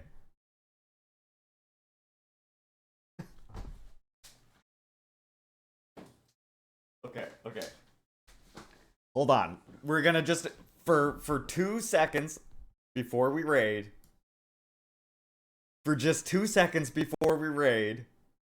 we are going to indulge in some bourgeois decadence just for 1 minute. Just for 1 second.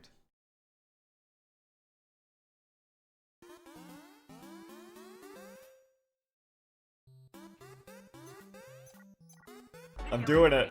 Here we go.